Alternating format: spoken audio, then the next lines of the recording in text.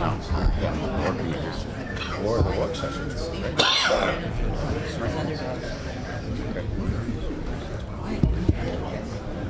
Okay, at 6:01, we're going to begin the meeting, please. We're going to begin with the pledge to the flag.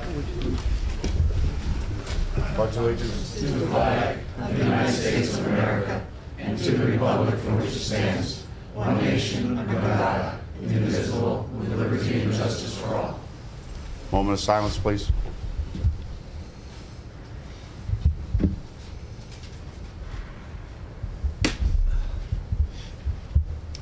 Roll call, please, Mr. Lawrence. Mr. Brzezinski? Here. Mr. Hawes? Here. Ms. Howe? Here. Mr. Kelleher? Here. Mr. Perry? Here. Ms. Saban? Here. Mr. Schneek? Present. Mr. Urban? Here. Mr. Vogt? Here. Ms. Wakes? Present. Mr. McGinley? Present. All present. We're going to begin with recognitions and ceremony and proclamations. We had a very nice ceremony at 5 o'clock in the rotunda that Mr. Petrie organized for 3 employees that were 40-plus years of service to the county. Jonathan Blom, who works in the Public Defender's Office, James Davis, who's the Director of Domestic Relations, and John Layton, who also works in the Department of Domestic Relations. Our next proclamation is the Conservation District Week, which was last week, April 15th to the 21st. I'm going to ask Matt Vo to handle that. Okay, thank you.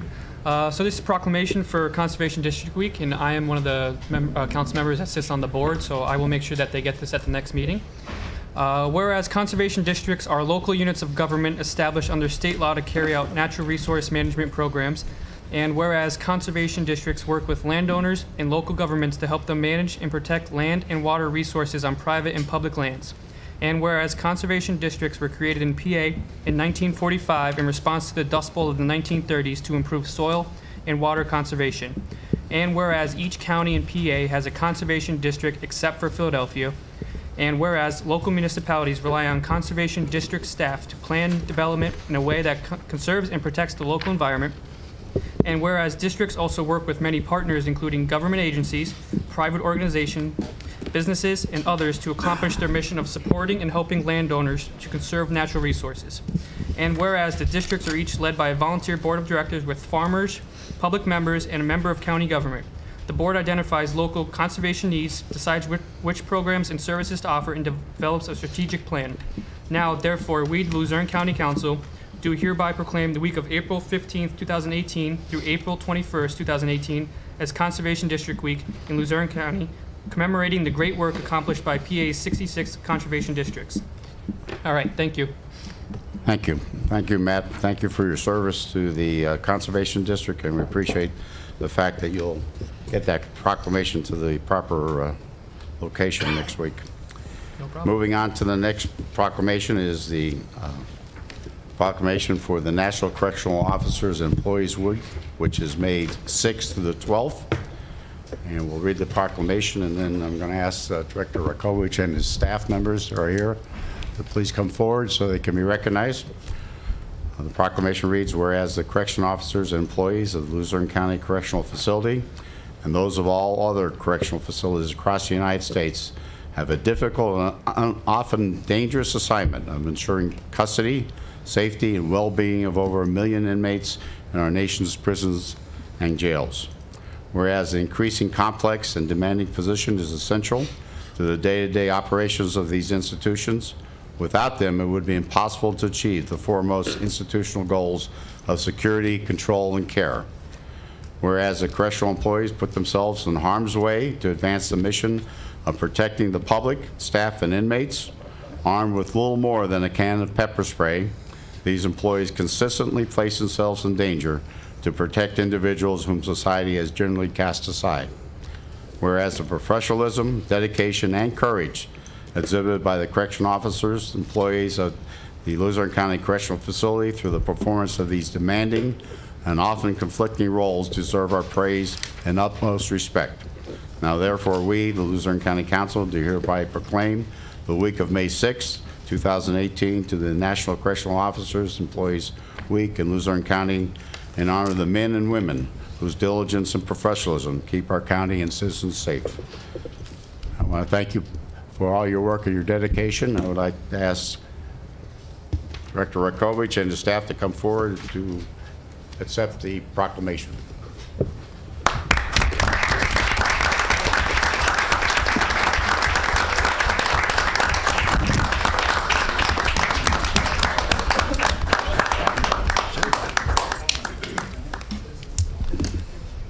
Thank you very much. If you want to say something, Director, you want to go to the podium? Thank you. Thank you. Thank you for your work. Thanks. Thank you for your service. Thank you. Thank you. Thank you. Appreciate it. Thank you. Thank you guys. Thank you for your time.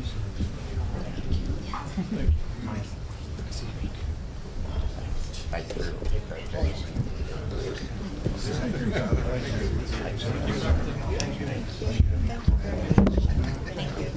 Thank you.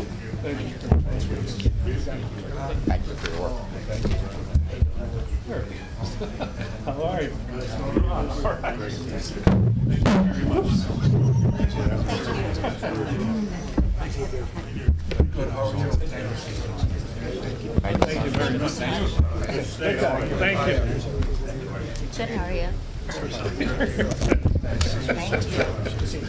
Hey, Thank you very much. Thank you.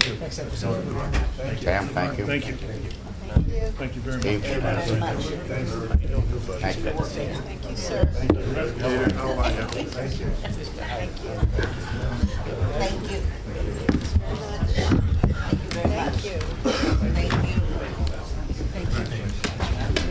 I wanted to take this opportunity. Sam? I asked Director Rakowicz if you'd like to say a few words. I wanted to take this opportunity not just to personally thank all the employees of the prison, but for everyone who's here. They realize what a difficult job they do day in, day out. I want to thank council for allowing this proclamation to be presented and declaring the week Correctional Officers and Employees Week in Luzerne County. These men and women do a difficult job every day, get very little recognition for it, sometimes even from the staff, because we're always going on to the next emergency. But I just wanted to say thank you very much. We appreciate you. I believe the county appreciates the work that you do, and I'm very proud of what you do and everybody in the county does. Thank you.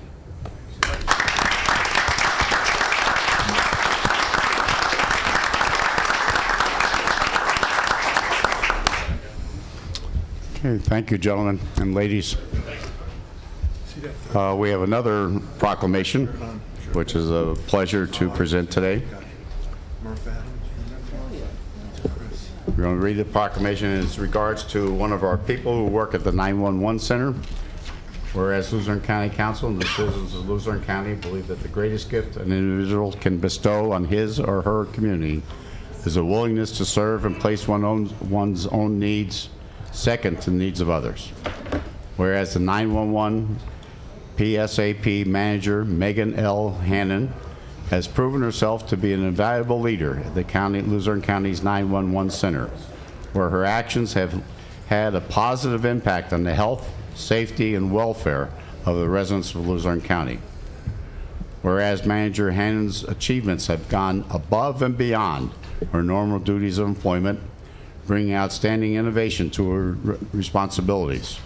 Whereas the Pennsylvania chapter of the Association for Public Safety Communications Officials International has recently named Megan L. Hannon as the 2017 Communications Center Director of the Year for her achievements at the Luzerne County 911 Center. Now therefore we, Luzerne County Council, during the National County Government Month of April 2018, do hereby honor and applaud 911 PSAP Manager Megan L. Hannon as a loyal and valuable employee in the Luzerne County government operations, and thank her for her continued public service to the county residents and congratulate her on being named the 2018 Communications Center Director of the Year. We ask Megan to come up with Mr. Rosenkrantz, our director.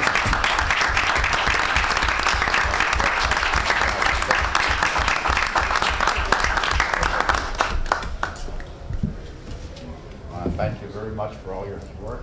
You've done a great job. That's a great group of people. Thank you. Mr. Rosencrantz, you want to make a few comments, please? Do you have your speech ready? Thank you, Council, for recognizing Megan for her hard work and dedication. She is a true leader. We're honored to have her at our 911 center, and she was critical to the success in hiring and getting through our vacancies while getting her RPL certification, which is a year-long process. She also got our center and assisted in getting our training program accredited. So I thank you for your service. There is no I in team, but she definitely was critical to our success so far. So thank you for your service. Thank you. Thank you for recognizing her. If I could just briefly state that, you know, there's 67 counties in the Commonwealth of Pennsylvania. We have now had back-to-back winners of this award. Fred Rosencrantz won it, and now Megan Hannon won it this year. So I don't know who, maybe Andy next year, no pressure. But 2 years in a row to be recognized statewide is truly an impressive feat. So I want to thank both of them for their service. Mr. Haas, would you do the proclamation for Chief Robert Jolly? Yeah, Mr. Chair, really appreciate that. Chief Jolly's been a real pillar in the Back Mountain community, served in Dallas Borough and Dallas Township Force over the past 30-some years. And I think, Mr. Rosencrantz, did you serve in Dallas Township? Were you under Chief Jolly as well? I see another pillar, Chief Belavich, over here, too, from Kingston. But how many years did you serve? 8 years full-time, and I was his partner for 4. Oh, fantastic. Fantastic. Well, I don't see Chief Jolly here tonight, but he's retiring this week, so appreciate we'll forward this on to him in his retirement. And the proclamation just reads, whereas the Luzerne County Council and citizens of the county believe the greatest gift an individual can bestow on his or her community is willingness to serve, and whereas Chief Robert Jolly is retiring as Chief of Police, Dallas Township, Luzerne County, Pennsylvania, and as whereas Chief Jolly joined the department in 1989, under his leadership, the department was initially accredited by Pennsylvania Law Enforcement Accreditation Commission and remains accredited today. We now, therefore, we the Luzerne County Council do hereby honor and applaud Chief Robert Jolly and wish him the best of luck, health, and happiness as he enjoys a restful retirement. Great. So thank you, Mr. Chair and Council. We have one other proclamation that will be presented on Friday evening. The Autism Vigil proclamation will be presented. They have a ceremony in the Rotunda at 6 p.m. on Friday. Everyone is invited to come. We will be honoring them at Friday's ceremony. And we have 3 retirements that we'd like to make note of. We have 3 people retiring from the correctional facility: William Potetsky, Kevin Cooper, and Stanley Pekansky, and we wish them well in their retirement. Getting down to additions and deletions from the voting agenda. Do we have any additions or deletions? Hearing none, do we have a motion to approve the agenda? So moved. Second. Ms. Wakes, and second by Ms. Saban. All in favor indicate by saying aye. Aye. Any in opposition, any abstentions? None heard. Moving to the public comment. Okay. Ms. Konuski, you want to be first?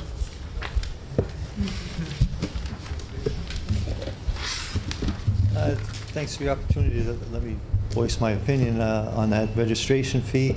I have 7 vehicles, and 4 of them sit in the field most of the year. Between the 4 of them, I don't go 1,000 miles. And it just doesn't seem right to me that I would be charged for each one, you know. I'm sure I'm not the only one in this situation. Collector cars, you know, guys like that, you know, their cars are sitting most of the time also. I just thought there might be a better way, even a fairer, you know, way to figure out how to divvy that up. Okay, thank you. Thank you.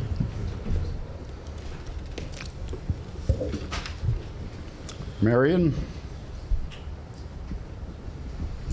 How do you pronounce your last name, Marion? Marcevich. Yes. Thank you.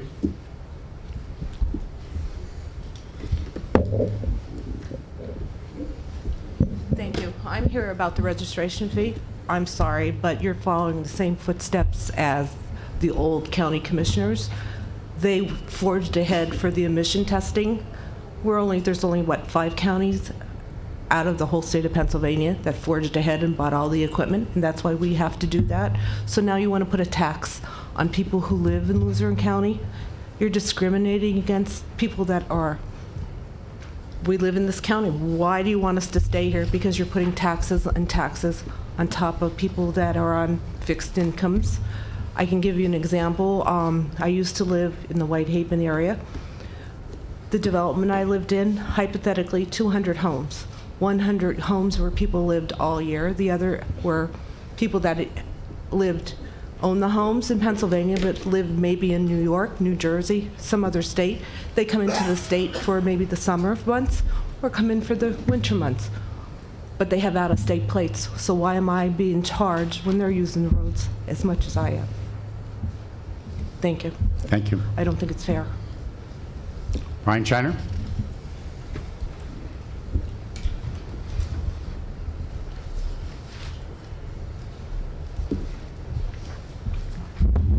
Good evening. So I see tonight we have a introduction here of the ordinance to put the $5 fee on the registrations again. Now, is this a new ordinance, or is this one of the previously tabled ordinances that are still out there? I think instead of bringing the new ones, you should go back to the old ones, take them off the table, and consider them from there. But actually, I think you should just get rid of them all.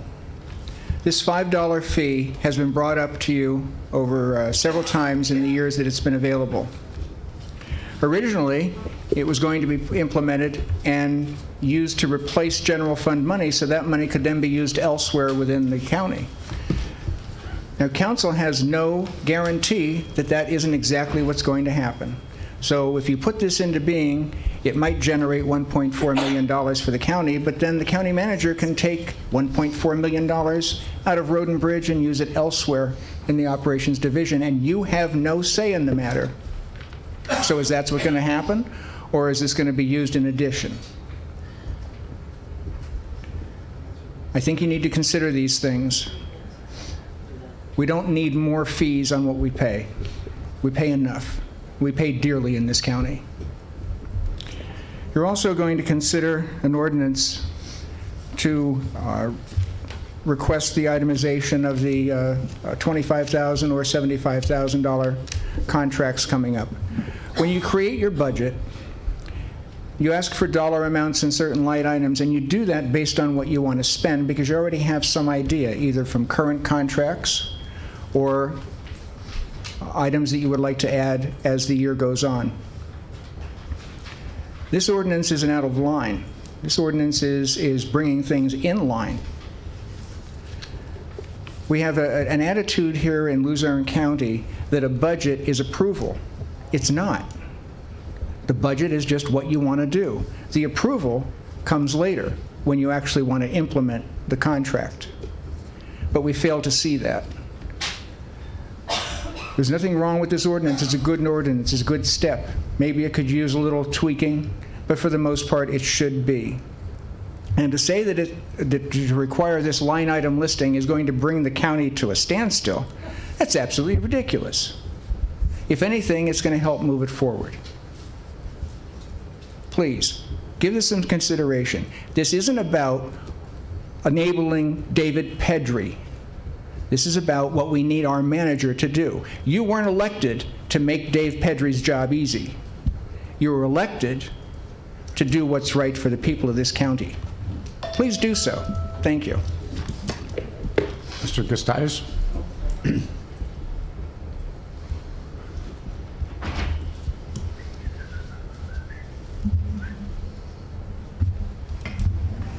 Okay, we're back to that $5 fee again. All right, we've played this game with fees before with the dikes, okay? We have that authority.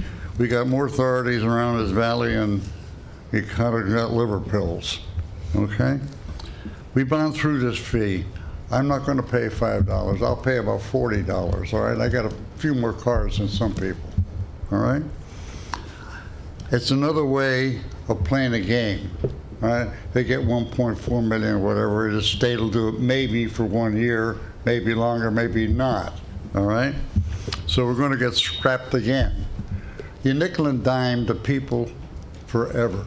You don't do anything for senior citizens. There's people over 65. You give them no benefits whatsoever. But you have, and also with this $5 fee arrangement, who's excluded? Who's exempt?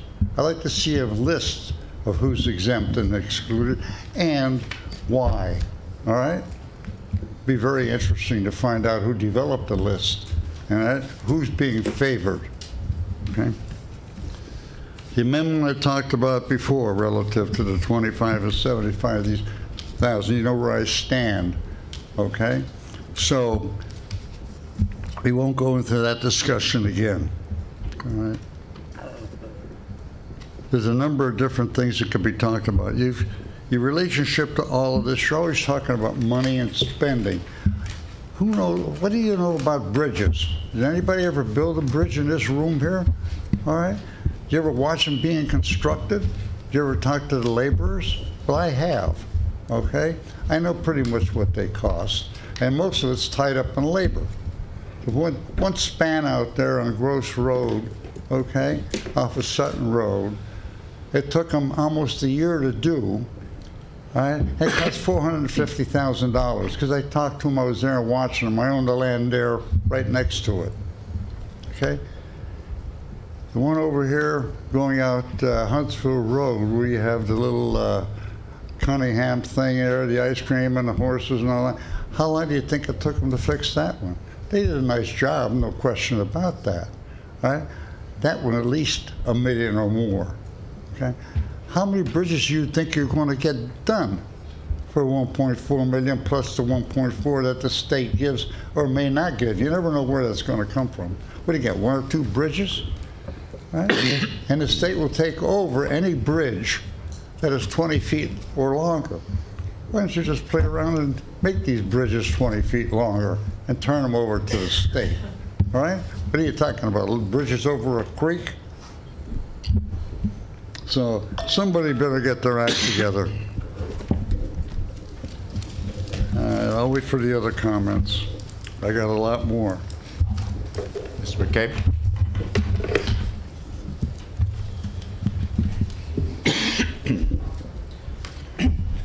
Yeah, on the $5 registration fee, I brought it up about a year ago, and you guys should be ashamed to even consider it. Just look at your neighbors in Lackawanna County. Last week, they shot it down. There's a reason why they shot it down, because the people of this area can't afford it. There's a lot of retirees, and they can't do it. I'll give you examples. The Sewer Authority, they started that out about $30 a quarter. Now they're up to $50 or $55 a quarter. I paid 20 years on Exeter sewer bill for 20 years to put sewers in that part of Exeter Park where I live. And guess what? The 20 years went by, and guess what? We're still paying fees. They didn't just, they found some good where they got money. And you guys are sitting back and doing this, and for what reason, you know? Example on the $5 registration. I have neighbors, I have businessmen. They have a bulb. I want the media to put it in the paper too. One person, all my neighbors, a lot of them has a bulb. They have a camper. They have 2 kids. They have a husband and wife. There's $30, one person. But how about all the other businessmen? They got to pay. Is it just one registration, or is it registration on every vehicle or a car license plate? Could anybody answer me that? If you're a businessman, you got to pay $5 on every registration. It's going to add up, you know. You better let the people know what's going on here. That's it on the $5 registration. On Mrs. Houck's $25,000 limitation, I can't believe that these people are elected in this room and just let it happen. Anything over $25,000 should be put up for vote with these council members. Do your job. Because it's a shame to let one man make all the rules and the people are taking a blunt of it, you know? People can't afford it. There's a lot of retirees in the area, and I wish you'd consider it and change your mind and with the registration and the $25,000 vote, because one person shouldn't have a say on all this money that's being spent in the county. Thank you. Thank you. Mr. Ola.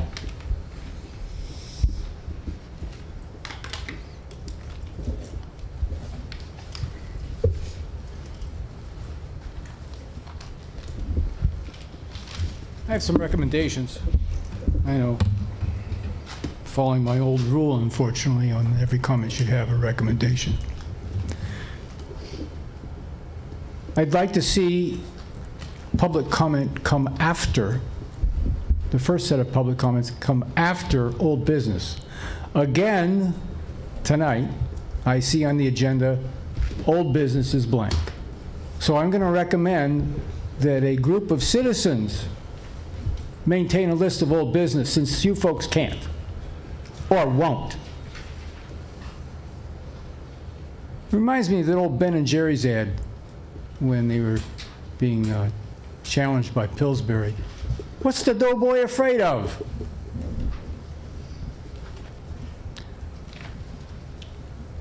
People who were involved in the charter creation meetings, the second round. Is George Race here? There were only 2 present or former councilmen or current county officials who attended any of those meetings. Mr. Brominski and the former Ms. Dobash. Nobody else. True. Walter will affirm that. It was an insult to those of us who religiously went to those meetings and the people, oh, I take back. Mr. Morelli attended because he was part of the committee, at least the first half of those meetings. Sorry, Rick. But for Mr. Pedri to say that the charter did not intend, has no standing in making that kind of comment whatsoever last meeting, okay? We know what the charter intended, and he does not, okay? If he knows the history, PEL struck and changed the wording on the $25,000 limit the last night before the charter was signed off, and we didn't notice it, okay? There was a lot of sophistry involved in that discussion last time, okay? It will not break the county. I had finance for a plant that did 100 times more transactions per day than this county does. Easy, okay? If you implement what you should have done decades ago and have a signature authorization guide, or what we call in business a sign guide, okay, you'd have all the controls you need, and you'd see about 10% of the paperwork. And so that's got to happen. Lastly, with regard to ADP, there was a discussion or a comment made that the county didn't know how to implement we call it the normalization of pay timing. And that's why they want to go to ADP. Right off the top of my head, I can think of 6 ways to do it. And one of the former employees brought one to the table. I don't know what it takes. You know, sooner or later, the county's got to start asking people for help if they don't know how to do something, instead of just stonewalling. Thank you. Mr. Griffith?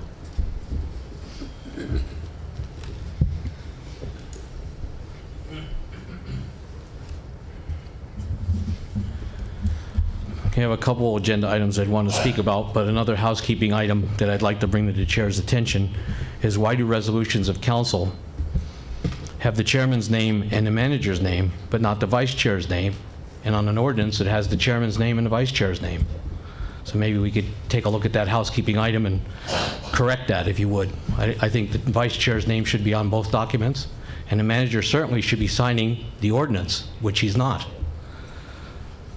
Okay, so now on to the agenda items. The first agenda item I want to discuss is item number 2. It's the motion to introduce an ordinance by the County of Luzerne for the implementation of a $5 fee. First of all, I'm in the auto industry. I fix cars for a living. I see people every single day that have to pay the money to fix their cars because these roads are in bad shape.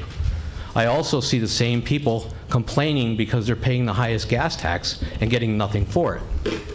I also see the same people complaining because now the county wants to go back to them one more time for a $5 fee to fix the roads that should be fixed by our $5 by our gas fee, along with the emissions testing and all the other things that we implement for the county that people pay for out of their own pockets.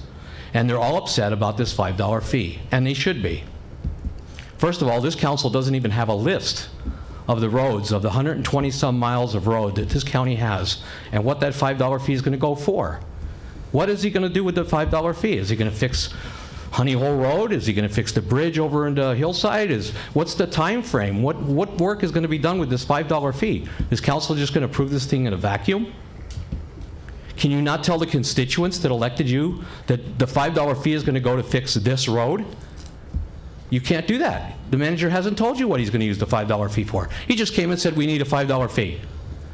How silly is that? Why doesn't he come in next month and ask you for a $5 fee for something else? You don't need to know what it's for or what he's going to do with it. The state law says what he has to do with it, but we don't know what roads he's going to use it on. I think that's responsible leadership by council who's elected by the people to tell them what you're going to use the money for. And then maybe they wouldn't be so upset. But the way it looks now is the guy's going to take $5 off everybody and he's going to give pay raises out. He's going to hire more people. That's what you hear on the street. You read the comments in the paper, I read them as well. Everybody's saying the same thing. He's lining the pockets of the workers with raises. That's not fair to the workers. Put it out there in black and white what he's going to do with it. Make him tell you. He's the manager. Make him tell this council what he's going to do with that $5 fee. Dollar for dollar, timeline by timeline. What road is he going to fix? What day is he going to fix it? And what year is it going to be done? So people have accountability here for this manager. So you people can fire him if he doesn't do it. That's your job. Item number 3 is the ADP contract. We certainly don't need to have that. We already have a software system that will do that. This council needs to vote to support that contract or not tonight. Not continue this debacle every 3 years or 4 years when this thing comes up for renewal every 4 times and say, well, we're not going to allow the manager to renew it because we're not going to give them the money. Next year you're going to have a new council. What if they change their mind? You need to approve that tonight and give the manager the support, thumbs up, thumbs down for this thing, and move it along. And lastly, and I appreciate your indulgence, lastly is the item number 7 on the agenda about the motion to adopt an ordinance amending the administrative code. That ordinance violates the charter. And I don't care who can't read, but I'm sure the solicitor can read it because I'm sure she's going to say that. You need to amend that. I think the ordinance is right, but it needs to be fixed. You cannot allow people to willy-nilly violate this charter. The manager's been doing it since 2012 with the help of Mr. Pedri, who was a solicitor, by the way. We need to stop it. We need to stop it right now and tell people the charter is what the charter is. If you want to change it, put it on a ballot. Thank you. Thank you. Anyone else who didn't submit a slip? Yes, ma'am. You want to come to the podium? Will you give us your name, please, and where do you reside? Diane Brewster, Edwardsville. And I actually was coming to ask questions about the $5. I've not had time to read about it. It doesn't seem like those are going to be answered. As many had stated, we have high gas taxes. How is our tax dollars, who determines how that money is funded? And the reason I'm asking is because I have a story. A couple weeks ago I received, and it has really nothing to do with the $5 registration fee at first, so if you bear with me at the end, you'll see where I'm going with it. A couple weeks ago, I received certified mail notice. Couldn't imagine what it was. I go to the Kingston post office where I was told to go pick it up. The line was literally out the door. I couldn't imagine why on a Friday afternoon around 3 o'clock there were so many people standing in line for the post office. Nobody had packages, nobody was mailing anything. They're all just standing there. By the time I got up to the door, the poor mail carrier that was in there was only one person, was on the phone saying, I'm ready to walk out. There's too much here, too much for me to handle. Thankfully, all of us that were waiting to be serviced all yelled at the top of our lungs, no, don't walk out, don't quit, we need you. So the guy said, okay, they've changed my mind, I'm staying, I'm not walking out. We're nice. I started noticing that everybody that was in line, and I mean everybody, had a certified notice. And I thought, that's kind of really odd that everybody has a certified notice. Then I'm watching everybody's getting the same envelope over and over and over, and I'm like, this is really very bizarre. So jokingly I said, oh, did we all win $1 million? I get up only to receive a notice from the courthouse from the county tax office. Couldn't even imagine what it was. So right there, I just opened it up. I wasn't waiting till I got home. Turns out they're sending me certified mail, which is $20 per person, and there had to be at least 30 of us there in that time frame I was there at $20 a piece. We're all getting notices that our taxes are delinquent, and they're not. I was delinquent for 2017, but I resolved that in February. So I took my canceled check to the tax office just last week saying, why am I getting this? And in the meantime, I had found my mail carrier. I said, curiosity. I said, I've never been to the post office where every single person has a notice for delinquent taxes. And I said, how many notices did you deliver by some chance yesterday? Rough guess. My route alone, he delivered 700. Why are they sending out? And that's just my route. So 700 times 20, you're talking, that's a big chunk of change. Why do they need to send on? Could you relate your story to what you What I'm saying is, agenda? one, either there was a glitch and they wasted $20 on each person. But this is, and if that's not on our agenda, so would you? Okay. And then if people are delinquent, if they can't afford their taxes, how are they going to afford the $5 fee on each car? Thank you. Anyone else? Yes, sir. Want to give us your name and where you reside when you get there, please? Thank you, Mr. Chairman. My name is Jim Balavage, and I guess I'm the mob minority here tonight, because I'm here to endorse the $5 fee. Excuse me, Jim, where do you reside? Oh, I'm sorry, Shavertown. Shavertown? Yeah. Thank you.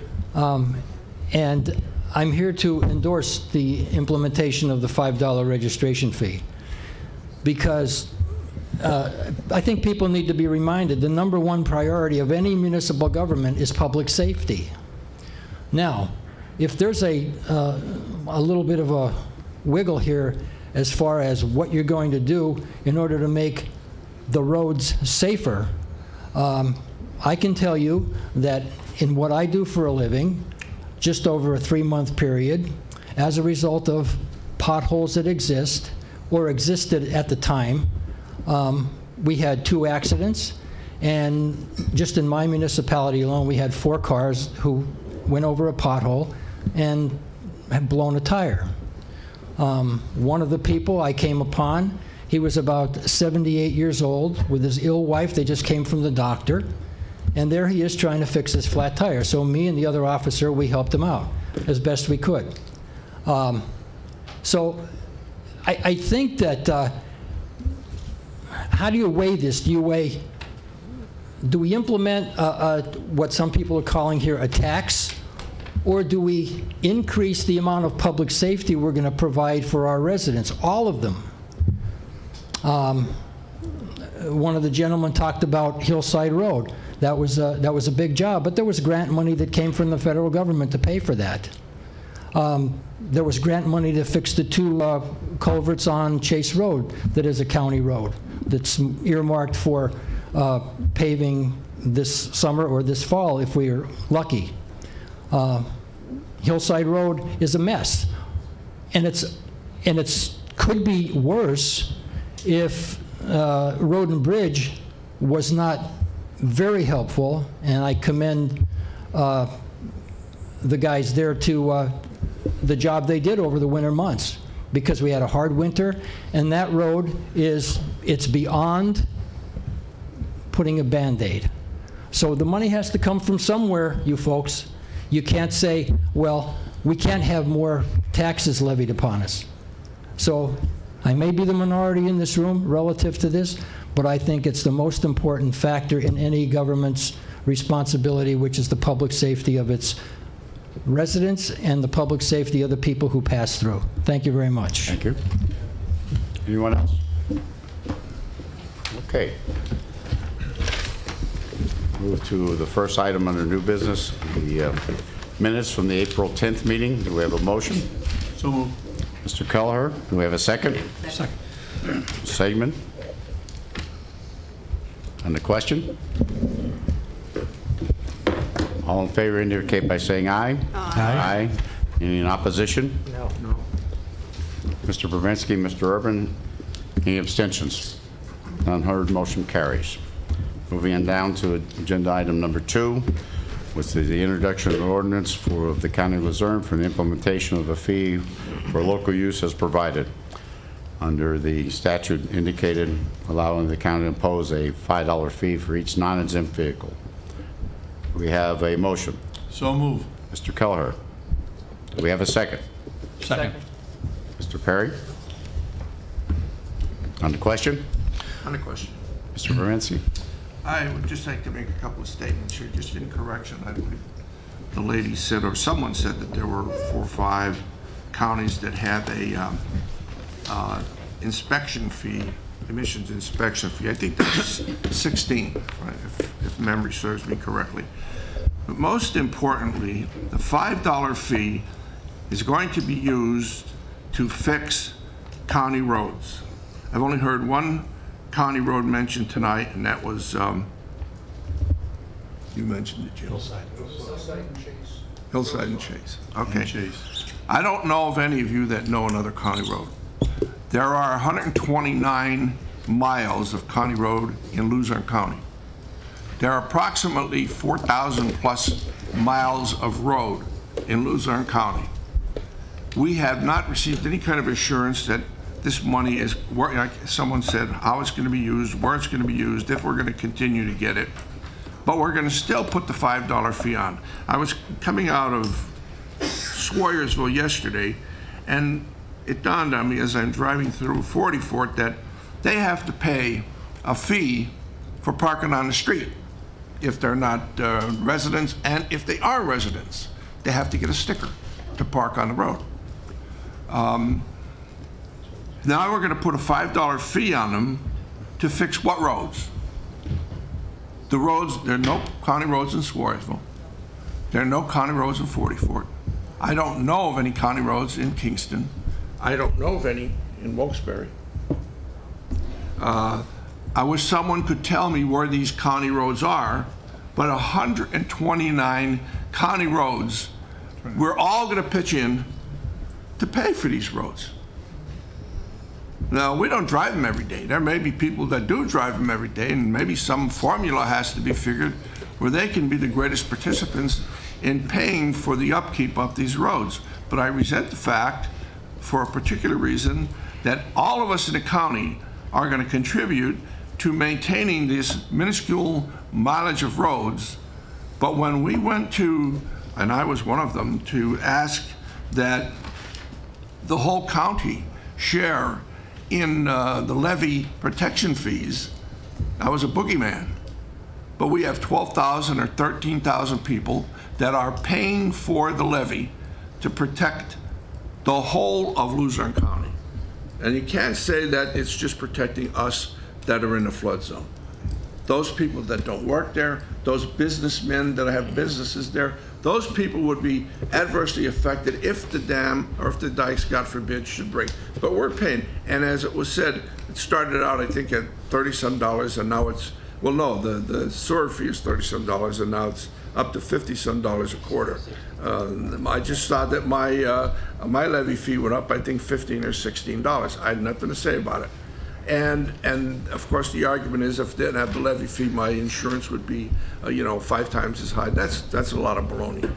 We cannot keep going to persons such as myself, I'm a senior citizen, and saying, we need $5 here, we need $5 there. We've received no benefits for this. School taxes, county taxes, municipal, fortunately my town's municipal tax rate has been pretty good, and certainly not because we haven't received a raise or anything, but yet you keep coming back to us. And 42 or 43% of this county is senior citizen. But we keep going back to them. We have Chase Road. I'd like to know how many people in Dupont, Avoca, and Duryea use Chase Road every day. I don't think there's that many, you know. But it's still bad. If you think that this money is going to be collected and used to fix that pothole in front of your house, you better take a look and see if your house is a county road. And if you want to see how hard, and I appreciate the fact that you complimented the road and bridge crew, unfortunately I can't do the same. Right now we're going to assign the road and bridge crew, or they're asked, or they did maybe, to go over and fix Kirby Park. That's not a road and bridge deal. We have nothing to do with that. We have nothing to do with the road and bridge department. They took that over. That's your responsibility. Go ahead and do it, but don't come over and ask for our employees to go over. Maybe you're repaying their salaries. Maybe you're repaying their health benefits and their retirement and so forth. But God forbid if one of them got hurt, who's going to cover them for getting hurt? On whose health insurance are they going to go? The counties, because they're not covered under that health insurance. Now they're going to go over there. I don't know what they did during the fall months, Jim, but I talked to one person that still works there and 2 people who are retired, and they tell me about some of the things that are going on, and it's ridiculous as to what is, and I can't doubt them because I don't talk to them all the time, but when I get something told to me, it seems like it's the same thing with the same person. And they have poor leadership over there. They're not doing anything. We have equipment that's sitting around doing nothing. These guys should be out. All of this, we've had some nice weather of late. Even when we had the bad weather, it wasn't bad enough that you could not go out there and patch. Now we've had good weather. Have any of you seen the road and bridge on any of the county roads, if you drive them? I don't think so. And what are they doing? I don't know. What are they doing during the fall? Like from November until February. Who's doing their work when they're over here working on the dikes? I don't know. Their work sits and they go over there and help them with the dikes moving snowballs. This is crazy. We have no leadership. We have to get control of it and say it has to stop.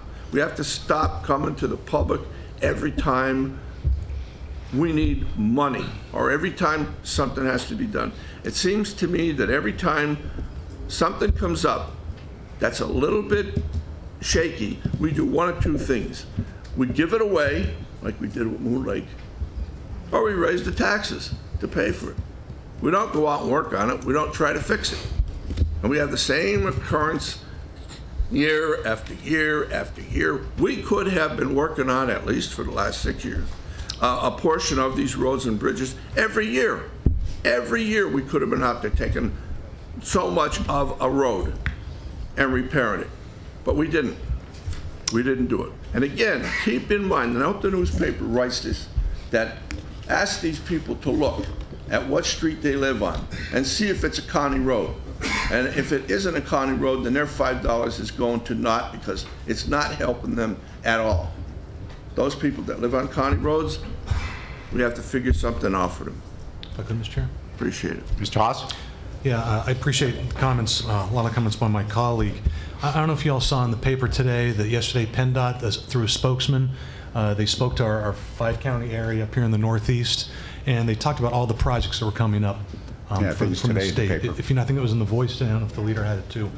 But I think to address Mr. Borinsky's concerns and some other members of the public too, that might be a good suggestion, Mr. Manager, if we could explain to the public where the county roads are, what's slated to, because I mean, the mayor does brief us every so often. I remember we got that report just a few weeks ago about what's scheduled for this season. Might be a good public relations campaign.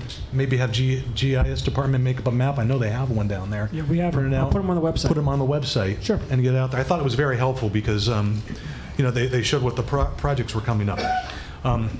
Folks that came out today, if you're here 2 weeks ago, and I was just here calling in by phone, but there was an itemized list of exemptions for this vehicle fee, and there were 2 pages worth, and there were a lot. And unfortunately, when government has all these different exemptions, it makes just doing the most rudimentary stuff very difficult. And you really wonder who's truly going to pay the fee and who's not. It was a little bit difficult to follow.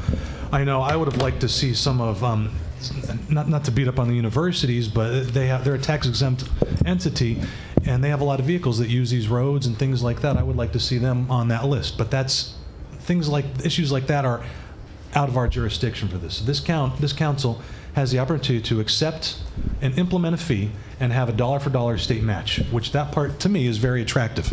It's a dollar-for-dollar match. We're looking at potentially $2 million, 1.4 million, I guess, correct, in matching funds. So that's very attractive. However, a gentleman here says he has multiple cars, and that's unfair. That's unfair. You have cars that generally are not going to be on the road anyway, and I understand that. And people are, by and large, very tired of being nickel and dime to death out there. It's very frustrating to a lot of folks, and I understand that too. Two questions I have about this. I don't want to yammer on here, but number one, Mr. Chair, did we hear back from the gentleman from PennDOT? Did he explain where the gasoline tax revenues were going to? What projects? Did we hear back from him? The gas tax, not the $5 fee. Not the $5 fee. He's supposed to get back to us, correct? Yeah, I reached out to him today. Okay. Again, I haven't received it yet. As soon as I get it, I'll send it over to council. I haven't received it yet. Because I think that would be very helpful, again, just in full disclosure, to see where that tax money is going, because we do. We pay some high money at the pump. Even higher than New Jersey. Whoever thought that would be the case, but we pay more in gas than Jersey does, even with their increase. Secondly, I would encourage my colleagues, if you would really think about implementing this, if we could provide a dollar-for-dollar match homestead back to the property owners, because of those of you in the crowd that support House Bill 76, and you want to wean us off the property tax, spread out the pain in other areas, that's essentially what I see this could do. If instead of putting the $5 fee on the taxpayer, or on the vehicle owner rather, if we could have a dollar-for-dollar switch and give a $5 rebate back to our property owners, and that would soften the pain for the $5 registration fee. So in other words, we're not going to the taxpayer to fund this, but it's more of we're trying to level out our property tax taxation here. And I said before at last meeting on the phone, 84% of Luzerne County revenues come from property taxes. And that's very difficult because we have a lot of non-property owners here in the county that use our services, that benefit from county institutions, and yet they don't pay any property tax, at least directly. We know if you rent, obviously, that cost gets passed down. But I don't know if we could consider that, if council majority, if we're really considering this fee, to offset the fee in the form of a property tax rebate or a homestead, or something like that. And if you look at the value of a property at $100,000, the county taxes I think are about $600 or so per year. $5 back would be about 1% rebate on the property taxes. However, I totally acknowledge that a lot of people have more than one vehicle at home, so they're still going to be paying more money. I'd just like to continue the dialogue, but I don't see supporting this as it's written, because it's just going back to the vehicle owner. And it's taken more money out of their wallet, and it's very difficult this time. Mr. Urban? I'm not going to support this fee. We heard from PennDOT several weeks ago, and I also just heard from a gentleman from Kingston, from Shavertown, about our obligation regarding public safety. But I would say 99% of the roads in this county, which is about 900 square miles, belongs to the local municipalities and not to the county. The municipalities received a 60% increase, according to the gentleman from PennDOT, who came here several weeks ago, to fix their roads. The county didn't receive any increase, and I think that's because our state representatives and our state senators didn't care about our county and still don't care about our county. And I think that's the most fairest way to fix the roads in this county is for the state to increase our gas tax. They increase the revenue they give us from the gas tax. To me, that's the most fairest way.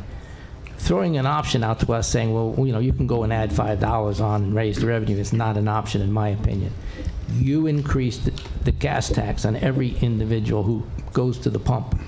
What does that come out to? 30 cents a gallon. On 10 gallons, that's $3. You got a 15-gallon tank. That's about $4.50. $4.50 in additional taxes over the last 4 years that you put every time you fill up your tank. $4.50, and you're getting nothing back in return at the county level. Shame on the state representatives. Shame on all of them who are running with opposition or running unopposed for not taking care of the county, sitting down and wanting to dialogue with us. But 60% increase to the local municipalities, but nothing to the county. I asked for a breakdown of where the money went from that gentleman, and I checked my email yesterday. It still wasn't there, so I don't have the information that I asked for either. So that's another reason why I won't vote for this. The out-of-state plates is a good issue. I mean, there are developments in this county where people from out of state, New York and New Jersey, particularly up in the Foster Township area, live part-time. They're not going to pay this fee. They're probably going to fill up in New Jersey, not even going to buy gas here, and then leave unless they're staying here for a long period of time. But the weekenders aren't going to, for the most part. That's really my concerns. And then again, I am all in favor of turning these roads back to the municipalities. I don't see why the municipalities won't take them. And now that we know that they got a 60% increase in their allocation, what are they doing with the monies that are in their area that they got? What are they doing? Why can't they take over these bridges? In some cases, after these tropical storms that we had in the late 90s, or late 2009, 2010, 11 time frame, we got bridges fixed for free by the federal government. Why won't the municipalities take those new bridges over? They're probably going to last for 50 to 100 years and get them off the county books. And again, where are these roads at? I think Kirby Road and Mountaintop belongs to the county. Some of the industrial parks belong to the county, I believe. Again, there should be enough revenue generated in those industrial parks to pay the roads, and I don't know why the municipalities don't take ownership of the roads in their jurisdiction. They would get more money than the county would get. It makes sense for them to take it over, and I think we need to go back to them and ask them to take these roads over again. And I think there's another road that's the Honey Hole Road. The Honey Hole Road, for the most part, runs through state game lands. It's used by hunters from 437. It runs all the way over to 309. That I believe belongs to the county. But it runs through state game lands. There's another road that runs through that same state game lands that belongs to Denison Township, called Lake Francis Road. You know what Denison Township did with it? They put a gate at both ends of it and abandoned it. About a 3-mile stretch. It's closed for the last 3 years now. It's abandoned. So how could they do it? We can't do it. So I'm not going to support this. Anyone else? Mr. Yes. McGinley, could I have the manager one question? No. An article in today's paper. You can ask the question, but we're not going to answer it now, sir. The state allocation he had in the paper today was guaranteed for 1 year. What's going to happen after the second year? Is the people going to get hit with a higher fee for registration? No. Because the state ain't going to $5 is the fee. There's no higher fee. Well, what happens when the state stops giving us money next year? We'll have to deal with that if that happens. Mr. McGinley. I hope you realize this in the back of your mind, you know? Mr. McGinley. It's not necessary for frivolity over that. I think he asked a question. We're trying to provide an answer. It's not necessary for frivolity. Mr. McGinley, one more comment. Yes. Yeah, the state did come in and say that is not state money that they're going to give us anyway. They're going to go to the federal government and get a grant. It's not even money that they're going to take out of their state taxes. And he said to us it was like a coupon. I think that's the word he used. It's a one-time fee only. It's for 1 year only. That's it, and it ends. So hopefully that answers your question. Yeah, but if I could say too, Mr. Chair. Yeah, well, go ahead. Let's, Mr. Haas, you had your chance already. Mr. Snee and Mr. Kelleher, please. Okay. Some of the dialogue tonight was very good, especially from Mr. Griffin and Mr. Urban. I mean, 58 cents on a gallon of gas, I mean, that's totally ridiculous. But as you could see, being involved in the county, we're not getting any of that money. Mr. Griffin pointed out, I mean, in his occupation, I mean, you have people from the Division Street Bridge here. That's $1 million that we have to give them. These two roads down Butler, those roads got to be addressed. I mean, we're the owners of those roads. Nobody wants to put a $5 fee on, but we can't keep kicking the can down the road here. Here's where we're getting $1.4 million and they're matching it with $1.4 million. I mean, you're never going to see that again. But I'm going to put an amendment, as long as they're matching on number 2, we will stay in the program. If they pull their money out, we're out also. I'm putting that amendment out, that as long as they're matching, I'll support this. But they're not, they pull out next year, we're out. Okay, Mr. Kelleher, and then we'll go back to your proposal there. Mr. Urban, I agree with every comment you made. There's 58 cents coming out of our gas money. Why couldn't that money be used to fix our roads? But it isn't, our county roads. Mr. Berminski, when you suggested we all chip on the dikes, I agreed with you then, I agree with you now. But that's not going to help this problem. I think we should all chip in on the dikes and share in the responsibility of taking care of that thing, because if there's a flood, it affects all of us. Harry, I don't understand your math. Okay. Take $5 and give $5 back. To me, that net is zero. So we're not taking anything. Because the state matches dollar Wait, for I was dollar. talking, okay? I'm going to support this. I don't like it, but I'm going to support it. I'm a member of a group that meets on Thursday mornings now, and I'm one of the youngest ones there. They all asked me to support it. In fact, a guy named Jack Workall, who's been in 5 states, Gene, he said, I thought he was going to rip into me. He said, Gene, if you're not going to vote for this, how are you going to throw a $1.4 million match away? You might not get that again.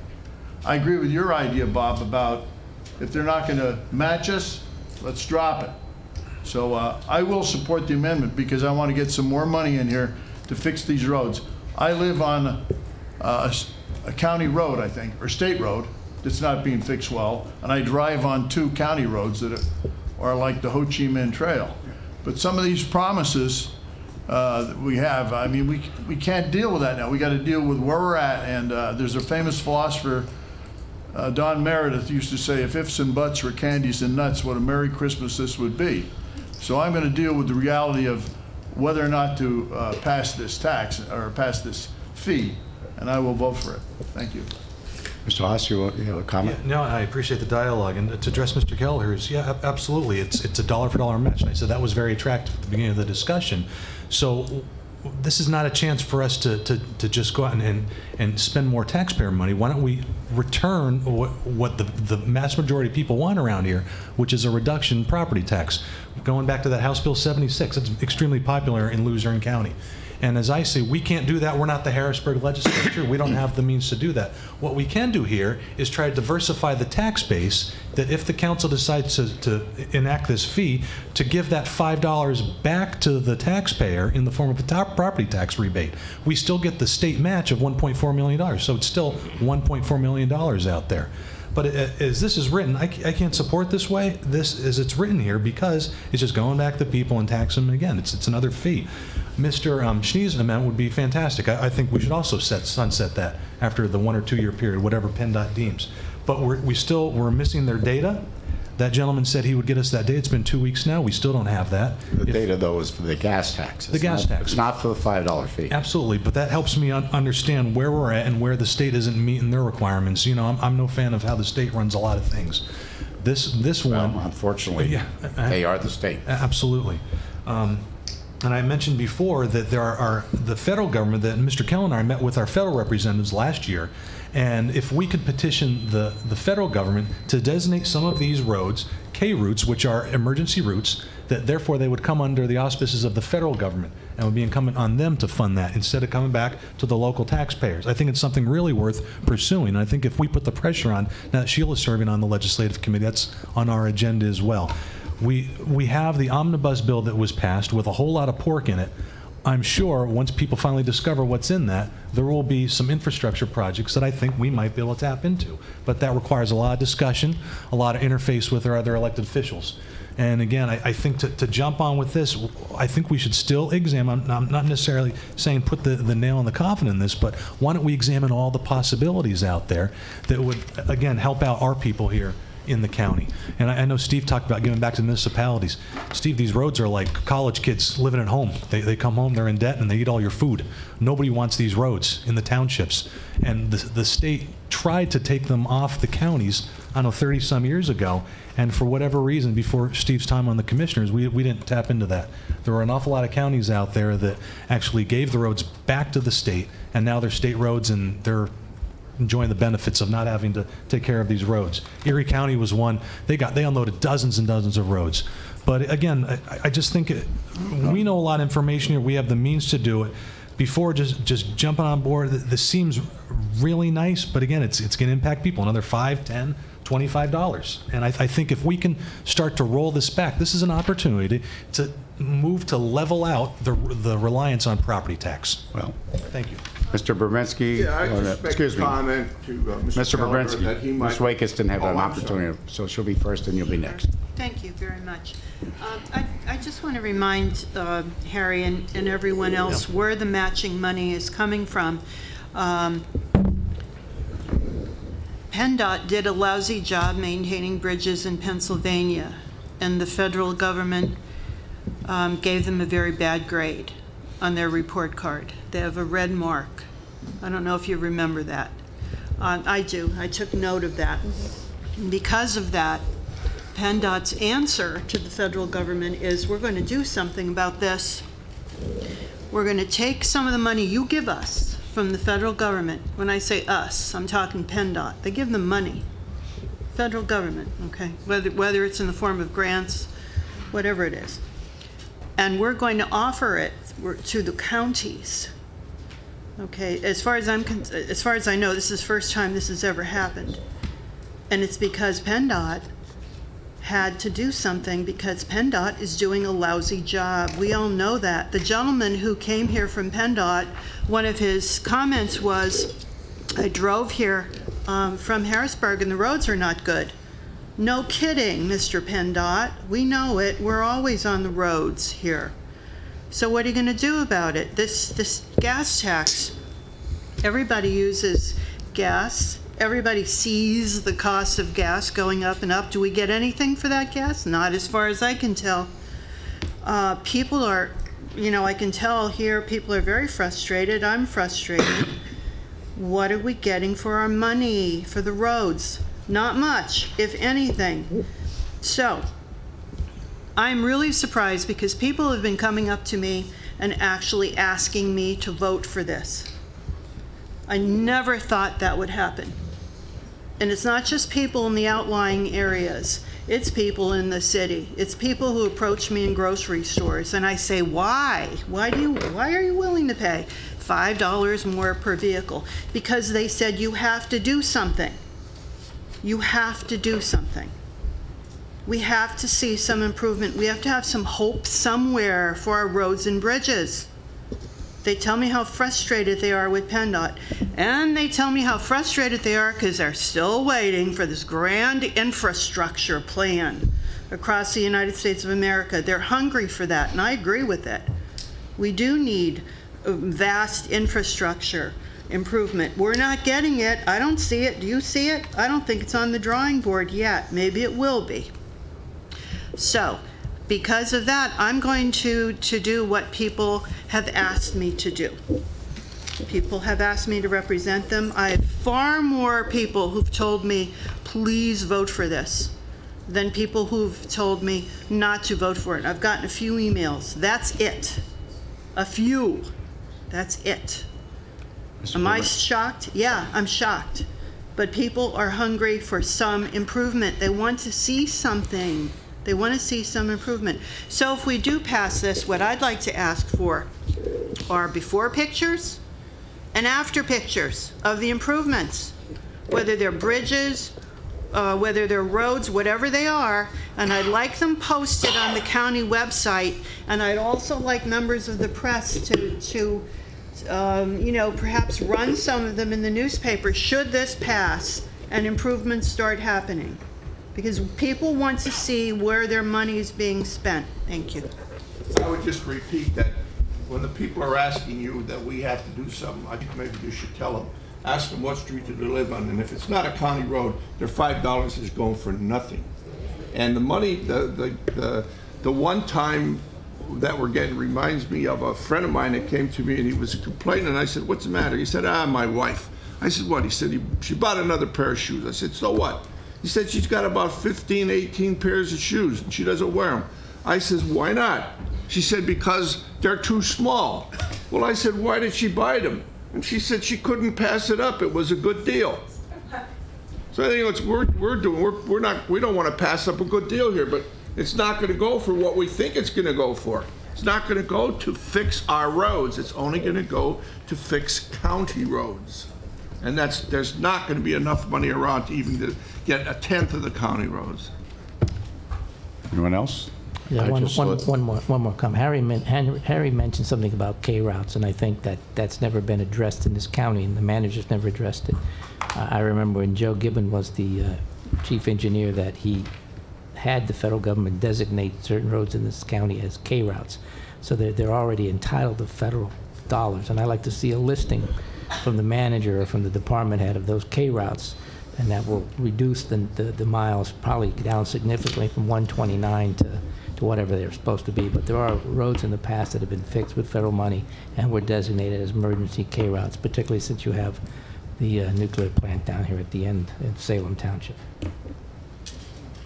Anyone else? I'd just like to say a couple of words. I try not to speak until everybody's had an opportunity. You are right. This is a chance for us to double our investment here. And, you know, obviously, county property taxes, nobody likes. All right, Mr. Haas? Correct. So this is a chance to change that picture a little bit, spread it out among the individuals who drive vehicles and have their vehicles registered. So it's an opportunity for us. And, you know, to double our money with that investment, you know, Mr. Sneed has talked about putting some kind of sunset in. Okay, we could agree with that. I think that's a valid offer. Mr. Keller feels the same way, I believe. You know, we can change it at any time. We pass it, we can deny it in the future. It's not something we have to live with every day. So that's something that can be done. So we have a motion by Mr. Keller. We have a second by Mr. Perry to introduce the ordinance as presented. And I have an amendment that Go ahead, Mr. Sneed. if the state bails out, we're out. How do you want to word that? I'll leave that up to you. Well, I'll ask the Solicitor's Department. If they're not matching it. Okay, you have to introduce it. Well, this is our first reading. All right. We're going to have a public hearing. We certainly can add. We certainly can add amendments prior to any final vote. Maybe we can work on that language in the interim. All right. Okay? Is that okay, Mr. Keller? Yes. Anyone else? Roll call, please. Mr. Berminski? No. Mr. Haas? As it's written, no. Ms. Hauk? No. Mr. Kelleher? Yes. Mr. Perry? Yes. Ms. Saidman? Yes. Mr. Schneek? Yes. Mr. Urban? No. Mr. Vogt? Yes. Ms. Wakus? Yes. Mr. McGinley? Yes. 7-4, the introduction passes. Moving down to number 3, ADP. We have a couple actions here under the ADP items. The first one would be a motion to remove the ordinance from the table. We have a motion to remove the ordinance from the table.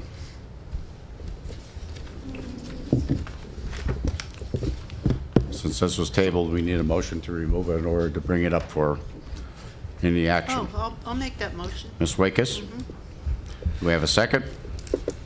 Ms. Segman? All in favor indicate by saying aye. Aye. Aye. Any in opposition? No. No. Who's no, please? Mr. Haas, Mr. Hauk, Mrs. Hauk, Mr. Berminski, and Mr. Urban. It'll be 7-4, that passes. Now we have a motion to adopt the ordinance. This would amend the 2018 budget to allow for transfer of money from the reserve fund to support the ADP project. So move. Mr. Kelleher? Second. Mr. Vogt? On the question? Ms. Hauk? I have a question on agenda page 10 of 36 that itemizes the ADP project to date. There's a listing, which I understand is the correct headings now. But under that listing, it says the dollar amount was correct and the funding requested is until the end of 2017 only. Is that correct? Mr. Sweats, would you come to the podium, please?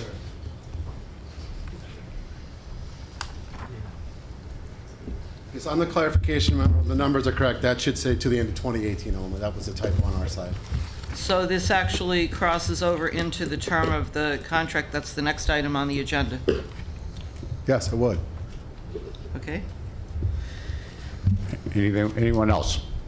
Well, I would like to amend this ordinance to reduce the amount that would be transferred from the reserve by $57,200, which I believe is the 7 months of 1,400 employees plus the additional 50 employees, because I think that's not provided for at this point. Right now, you're still dealing with a contract that expires at the end of May, so I would reduce that amount of $150,000 by $57,200, which would take it down to $92,800. And I'll second that motion. Ms. Hauk? Mr. Haas? On the question, Mr. Swets? Sure. On the question, obviously, council can do what they'd like. We have, as I said before, roughly $110,000 worth of bills. That would include us going live on June 1st, which may or may not happen. I've said before, if you see on the bottom, that I don't think there'll be anywhere near this much, but the travel portion of the contract allows up to $71,565. I've also said in the next sentence that Budget and Finance would take any amount if it ended up being over $150,000 from my own Division 20 allocation. So I've made a commitment to this council that whatever amount be approved, I requested the 150, and that's why I came up with 150. But anything above that amount, if we settle the contract and it ends up being 175 or 160, that I wouldn't come back to this council. But that is correct, Ms. Hauk, that it would be, assuming we go live on June 1st. During the presentation, there was some talk of will it be June 8th or June 30th. It's per employee per month, a $5.50, so you're looking at about $7,700 on line one if we were to go live a month later. But the 150 shows the bills to date. ADP's been here 2 other times since then. We have not gotten a bill. And so there'd be at least 2 more bills, but it's correct. The 11,925 is what I have in my hand as of right now. They were here 2 more times, so I know I'll get 2 more invoices. Okay. Any other questions? Yes. Yes. Ms. Keller. The concern is the contract with ADP. The contract was signed that was supposed to go from last year up until when? I believe the end of May. End of May this year. What would pay to go from last year up to the end of May? Is that what we're really talking about? We're talking about budget transfer to pay for those expenses. Those expenses up to the end of May? Right. And what would pay for that amount up to the end of May? Well, if you go to the initial contract, so the initial outlay of the $197,650, if you go to the second line on the funding classification, the county paid the $175,000 the prior year, so we had the $22,650 remaining this year. So if you're looking at May, and again, realizing there may be 1 month, there may be a change, but if you back out those last 3 numbers even, you're looking at least $100,000 that we would owe ADP for work to date, plus those 2 or 3 other invoices, just to let them walk away right now. And in the demo, in the presentation, and I agree with the numbers that we're somewhere around 70% done. We could be 66, we could be 75, but we're not at the 5% stage of the project. I think this RFP was somewhere at the end of 2016, and then we're talking almost 9 months before a contract was in place. And now we're talking almost a year after that. So a lot of work and prep work has been done. As I said last time, majority of council has a vote. We can pay for what we did and walk away, but we won't solve the problem. Am I correct in saying that if we pay for what they did, which is, let's say, $100,000 roughly? Anywhere from $100,000 to $110,000, yes. But you have 2 other invoices, you believe? Yes, yeah. And you believe it's going to be? I would say this $11,925, I believe, was for about 5 trips. I'd say probably somewhere in the ballpark of $15,000, maybe a little bit less total, not $15,000 additional. So I would say maybe split the difference. We're probably on the hook for somewhere around 105 if we were done today. But you have 2 other invoices? Yes. Past that? Yes. And you expect those to be what? No, I'm saying we'd probably be at about 105 or 110 with those invoices if we go a month later. The question becomes, when are we going to go live? Is that going to be May 1st?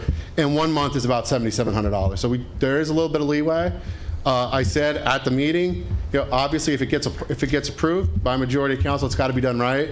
I'm not going to rush it out the door on June 1st and have it be done incorrectly. We'll do everything we can to hit the timeline and make it as seamless as possible. But we have other things going on, and I was given the New World project after being here about a month and a half. So I'd like to say I learned something from that. So I'd like this implementation, if approved, to go much smoother than the New World did. And your original proposal, did you ask for 175? No, in the original proposal I asked for 150. I think the question was on the makeup of the 150. Okay. Very good. Any other questions? Well, I do have one more thing. So this is all a contractual commitment that was signed last year to commit this county to $175 that was paid up front, plus an additional $105,000 is what you're estimating to just get us through to the end of that year, that first year contract that was signed last year. Is that what you're telling me? No, what I'm telling you is this additional $100,000 is to get you to the end of this year. To the end of this year, but Mr. Kelleher asked what gets us to the end of May. To get to the end of this contract, that $53,000, possibly 1 month, as I said before, it's based on 1,400 employees, and it goes on per employee per month. So if we add 20 or subtract 20, we get charged on what we actually have. But for estimating purposes, we had 1,400 a month, which is $7,700 a month. But you estimated more than that. You estimated an additional 50 employees beyond the 1,400. Correct. So what is the amount that gets us to the end of May, to the end of the term of the first year of the contract? On the actual, I'm going to assume that we have to pay the remaining balance. I'd have to confer that with the Office of Law. So I'm going to say $22,650. We wouldn't have the ADP W-2 prep because the end of May would be mid-year, so you wouldn't have the W-2 prep fee. The New World invoices we'd absolutely have, so I'd say 22 and 11, so I'd say almost 35 there. ADP, New World invoices for ADP conversion, another 11, 46. And then the additional estimate final, maybe less than that, maybe another 5. So I'm going to say to get you to the end of May to June 1st, probably around 40,000. To get you to the end of the year, December 31st, I'd say about 100 to 110. To get to the end of the first year was the question, and so it's 40,000. And last June, when we asked the question about why this was not brought before council, the answer was that it did not commit us to $25,000 in the unbudgeted year of 2018. And you're telling me you need $40,000 to get there, which is clearly more than $25,000. It is. At the time, it was $22,650. That's what I had in front of me. No, it was $22,650 plus travel expenses plus other things. So you could have estimated at that point that it was going to go over $25,000. But the answer given to us in June was that it did not have to come before council because it did not commit more than $25,000 in a future year. And that was incorrect. That was correct at the time. So Ms. Hack, you had a motion? I had a motion to amend it Yes. to $92,800. And we had a second from Mr. Haas. Correct? And on the question, how does that affect the implementation of ADP if it's done? I would say... Motion. Sure. I would say if 92,000 was approved, based on, and this is the information I have today, just like at the time we did the contract, I would need at a minimum 110 to get to the end of the year. So I'm going to be at least... End of the year or end of May? End of the year. End of May, I'd only need about 40,000. End of this year, I'd need Which about you 110. must have in your allocation because you were going to take the rest of whatever came in over 150,000 out of your division's allocation for the year. Okay. So we have a motion for the amendment to be $92,800, correct? Mr. Haas, second? Yes, sir. Roll call on that? Mr. Haas? Yes. Ms. Howe? Yes. Mr. Kelleher? I need to think about this for a second here. Can I pass and vote? Well, no? I just don't understand what we're doing here because... We have an amendment But we're going to proposed. the end of the May. Is that going to affect your contract for the full year? That's what I'm trying to get.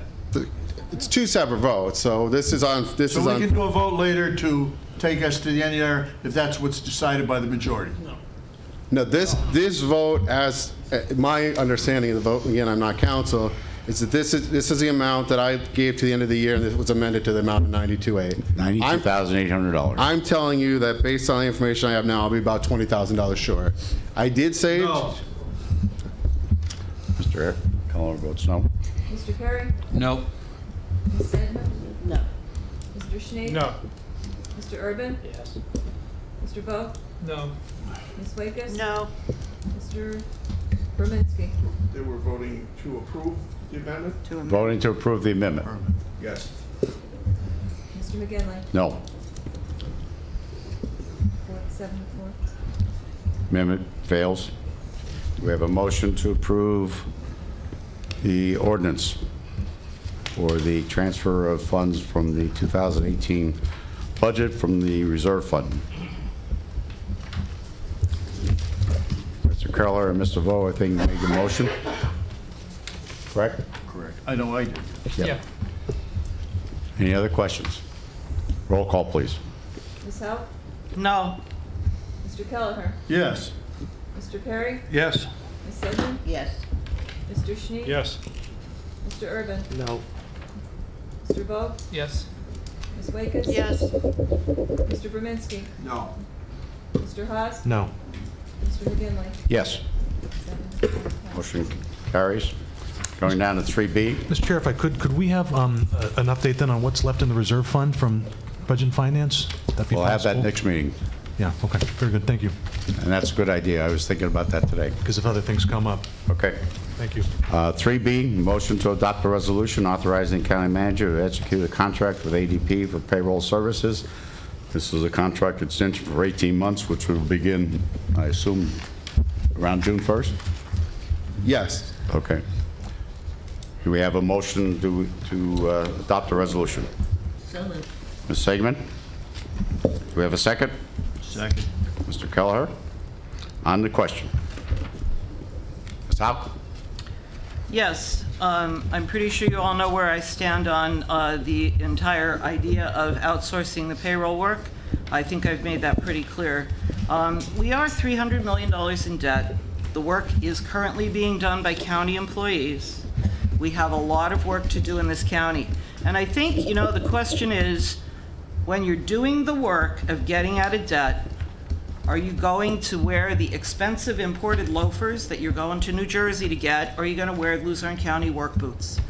I don't think that sending our work and our money, $100,000 a year, more than $100,000 a year, to New Jersey helps the Luzerne County economy at all. I don't think that adding expense into your budget for every single year for the contract that's right now up for consideration makes sense when you have just introduced an ordinance to add $5, a fee of $5 onto every single car that's registered in Luzerne County. And we have a couple other items that are coming up here too that are going to add expenses to Luzerne County. And you're saying, I'll be happy to take in this much money to bring this money into the county, but at the same time, we're going to send $100,000 out to New Jersey to do work that we are currently doing here in Luzerne County. So I am opposed to this, and that's not a surprise. If I could do, Mr. Chair, absolutely, I agree with my colleague that, you know, we've got 911 funding come up to revamp our communication system. We have the pension bomb that was just dropped a couple days ago as well. I mean, we're looking at a very painful budget season here in October, and I would just encourage my colleagues on council to really evaluate this. This was originally packaged as a way to get payroll back on track. What it's morphed into now, it's a way to get W-2s out more accessible. And the budget is full of travel expenses. If we're going to do this, why don't we take a look at hiring some local folks and build up the workforce that way, if that's truly what we want to do here. But this doesn't really get us, it doesn't solve the bottom line, and it certainly isn't efficient as far as I'm concerned. So I'd really encourage my colleagues to think about this before voting for this contract. Thank you. Anyone else? Mr. Urban?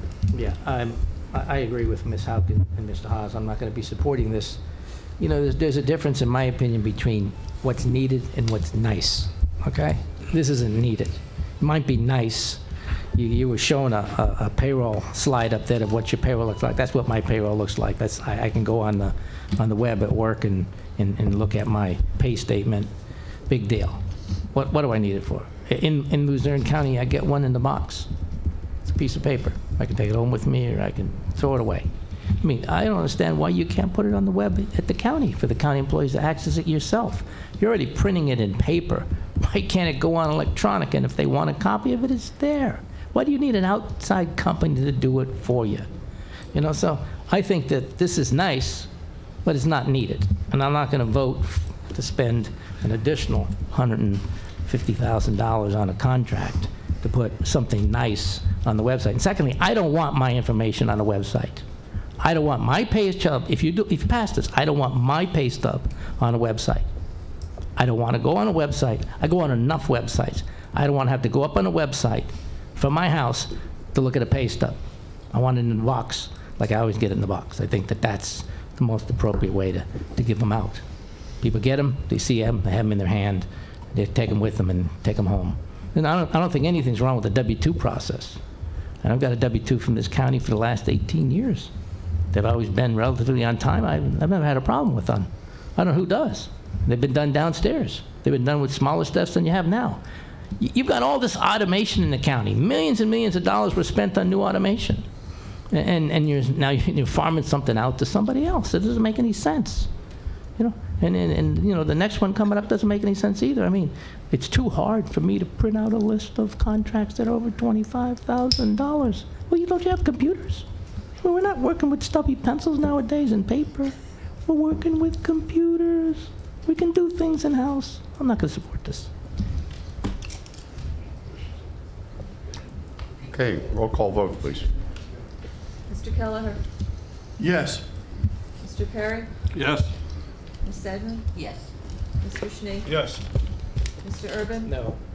Mr. Vogt? Yes. Ms. Wakes? Yes. Mr. Berminski? No. Mr. Haas? No. Ms. Howe? No. Mr. McGinley? Yes. 7-4. Motion carries. Moving down to number 4, electronic poll books. We have two options here, one of which would be a lease to purchase, and the second option would be an outright purchase. We've received information in that regard, and you can see the numbers as far as the finances of each option. I make a motion we take 4B and outright purchase. Mr. Keller has a motion for purchase, which would be 4B. We have a second for that? A second. Second, Mr. Vogt. On the question? Mr. Haas? Mr. Chair, I understand Mr. Kelleher's motion because it's going to save us up front. If we pay more up front, I totally understand that. I think, again, if we're going to take money out of the reserve account, it would be really important to understand what our balance is for that. If we're going to take, I told you we would have that. Yeah, exactly. So, I mean, but if we're going to vote on this tonight, we're going to vote on the funding of this, correct? Correct. So we don't have that data, and I fully support the idea of the. It's approximately $4 million. I don't know. I don't know the exact number, but we haven't taken any money from the reserve as of yet. Am I correct on this? No, yeah, not since 2018. We had over So we had over $4 million in the reserves to start with. I believe it was 4.3, if I'm going off the top of my head. So if you just move the 150,000 over, we're still just over $4 million. So $4 million. So and this is going to cost. If we look $67,000. Am I looking at the right figure here for this next year? It was $75,000 that we had in the budget for this year, Mr. Haas. That's right. We already have the $75,000. That's correct. But if we pay up front, thanks, Chris. Thank you. I did see this. I just want to get the facts straight. That's what I was looking for. 324, which is it's a net savings. If we space it out over the second idea, it's like $50,000 in savings. About $55,000. 75? 55. 55. And again, I understand that we pay up front, we get a better long-term cost. But I fully expect to see the Bureau of Elections, the expenditures decrease this year because of this investment. Ms. Crispell was here 2 weeks ago, and actually a month ago as well, and she spoke about, well, yes, we're going to save costs, and that's in your packet as well. That's in your packet. So my reason is, rather than take from the reserve and where we might need that, even it's $4 million, it's a lot compared to the 325. It's only about 10%, not quite. we have a lot of costs coming down the pike, and I'm just concerned if we deplete the reserves a lot more, we're not going to have for those rainy days. And if we take the first option, it seems like it would pretty much pay for itself, unless I could be corrected. If anybody remembers what Ms. Crispell said last time. I understand the savings up front, but at the same time, if we pay as we go and we have the cost covered, I think that's just as good as well. But again, my 2 cents. I'm just 1 of 11. Thank you. Thank you. We have a motion from Mr. Keller, second Mr. Vogt for the purchase. Anyone else? Motion to adopt the resolution. Roll call vote, please. Mr. Perry? Yes. Ms. Sedman? Yes. Mr. Schnee? Yes. Mr. Urban? Yes. Mr. Vogt? Yes. Ms. Wakes? Yes. Mr. Brzezinski? Yes. Mr. Haas? Yes on expenditures. I have reservations about the funding, but my vote's yes. Ms. Hauk? Yes. Mr. Kelleher? Yes. Mr. McGinley? Yes. Unanimous. Unanimous. Going down to double I there, introduction of ordinance authorizing amendment to the 2018 budget to allow the transfer from the reserve fund. Do we have a motion? So moved. Ms. Wakes? Do we have a second? Second. Mr. Snee? On the question? Roll call vote, please. Ms. Sedman? Yes. Mr. Schnee? Yes. Mr. Urban? Yes. Mr. Vogt? Yes. Ms. Wakes? Yes. Mr. Brzezinski? Yes. Mr. Haas? Yes. Ms. Hauk? Yes. Mr. Kelleher? Yes. Mr. Perry? Yes. Mr. McGinley? Yes. Unanimous. Unanimous. Going down to number 5, motion to adopt a resolution authorizing the county manager to execute a contract with Correct Care Solutions for the inmate medical and behavioral services. This is a contract extension for 1 year. We have a motion. So moved. Ms. Segman, do we have a second? Second. Mr. Perry? On the question? One question, Mr. Chair? Yes. Again, on the fund, I think Mr. Markovich was here last meeting. Is he still here in the crowd? He's back there, Markovich, yes. and if I could recall, you thought this was a good idea. You can come to the microphone. That's fine. That you thought this 1-year extension was a good idea, and do you have any misgivings about it whatsoever, or what another year might look like? Can you speak to that? At this moment in time, it's the only option that we actually have on the table. As I said at last meeting, we currently have an RFP out. We are looking for additional healthcare providers. There are terms in the contract that would allow us to terminate this contract within 120 days if that was needed, and then we would proceed with an additional or a new contractor if that's the way that we feel that we should go on this. But at this point in time, it's the only option that we have on the table. Just for clarification, please. You said in this contract, there's an option that you can cancel if you give them 120 days notice. Is that correct? Thank you. Ms. Hauk?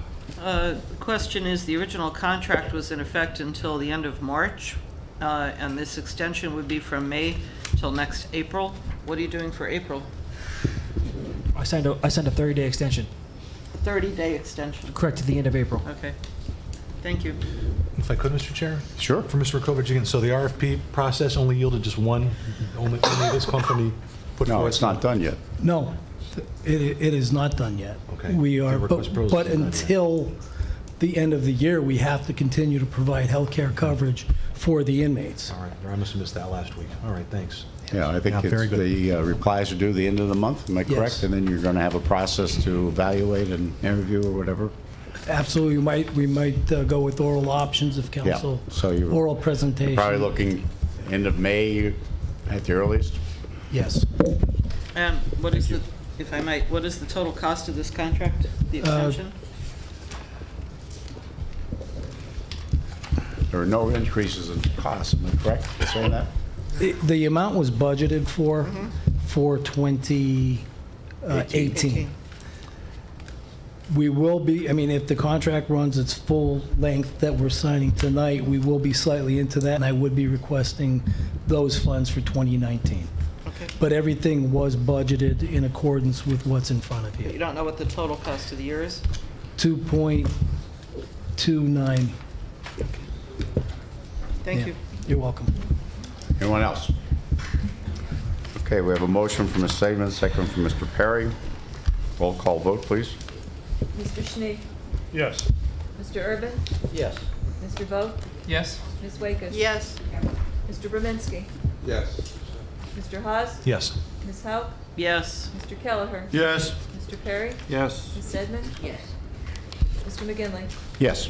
Unanimous. Unanimous.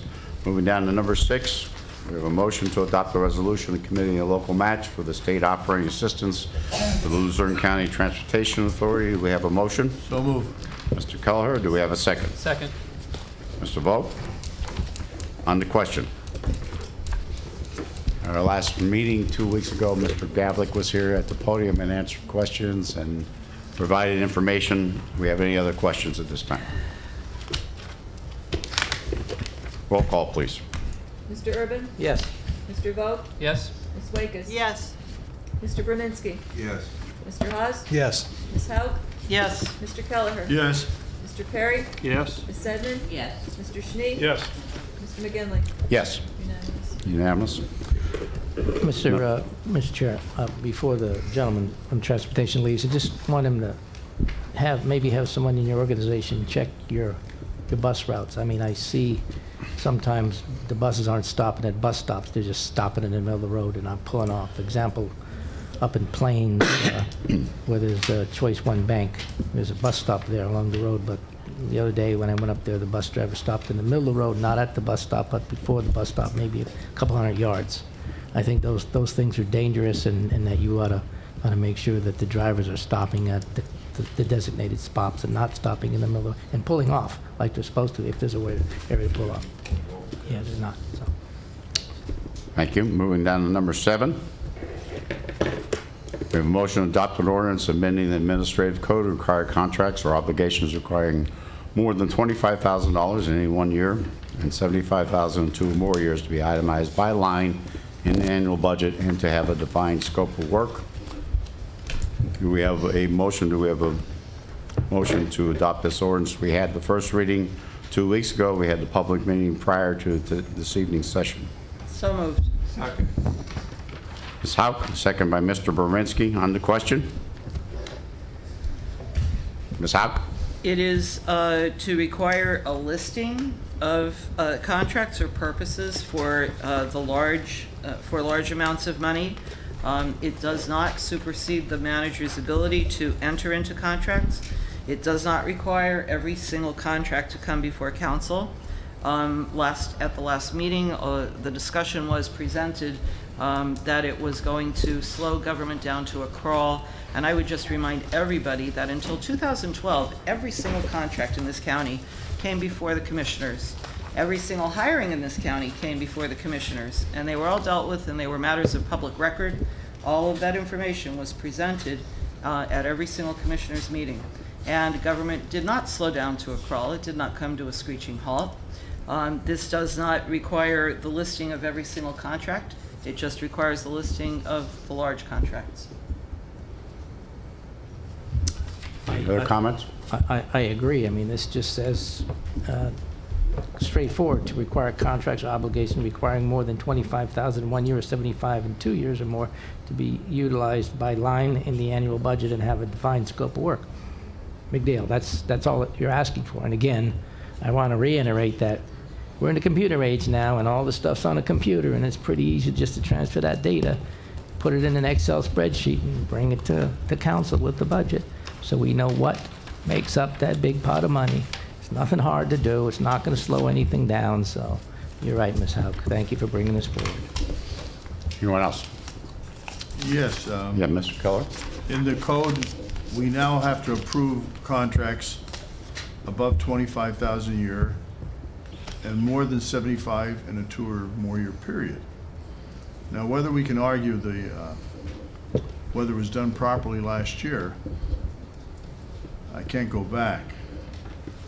When you mentioned the county commissioner form of government, I said that because I don't want somebody to think I'm picking on them. they did exactly what you're saying, Mrs. Hauk.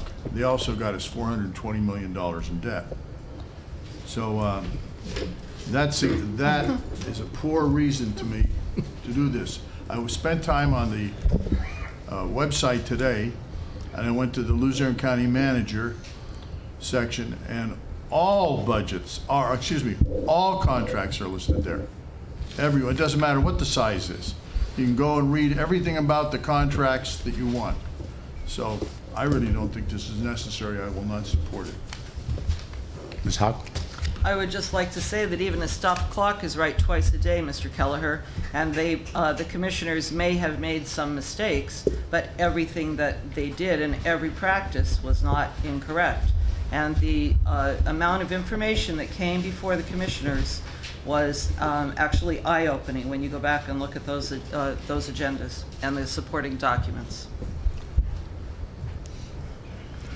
Okay, we have a motion from Ms. Hauk, second by Mr. Verminski, to amend the ordinance for ordinance amendment as indicated. Roll call vote, please. Mr. Vogt? Yes. Ms. Lakers?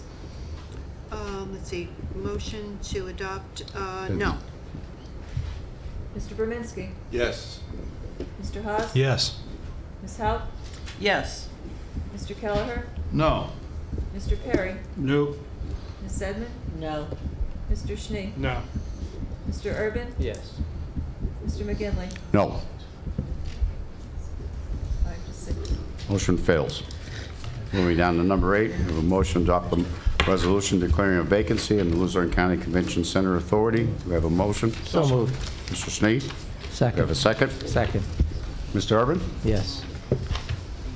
On the question? Roll call vote, please. Ms. Lakers? Yes. Mr. Berminski? Yes. Mr. Haas? Yes. Ms. Hauk? Yes. Mr. Kelleher? Yes. Mr. Perry? Yes. Ms. Sedman? Yes. Mr. Schnee? Yes. Mr. Urban? Yes. Mr. Vogt? Yes. Mr. McGinley? Yes. Unanimous. Unanimous. Motion carries. Down to public comment. Mr. Chair. Yes. The question came up from Mr. Haas. Mr. Haas, you asked how much is in reserve? Yes, sir. It started the evening at $4,937,471. Tonight, council voted to move $399,388 out of there. Our current amount in our 2018 reserve budget at this point is $4,538,083. Mr. Manager, I got a question. Mr. Manager, question. Wait a minute. We're at public comment, and then Yeah, but we can go to questions after. Okay, I'll do it after. Fine. They have a right to have a public comment. Public comment, Mr. Griffith?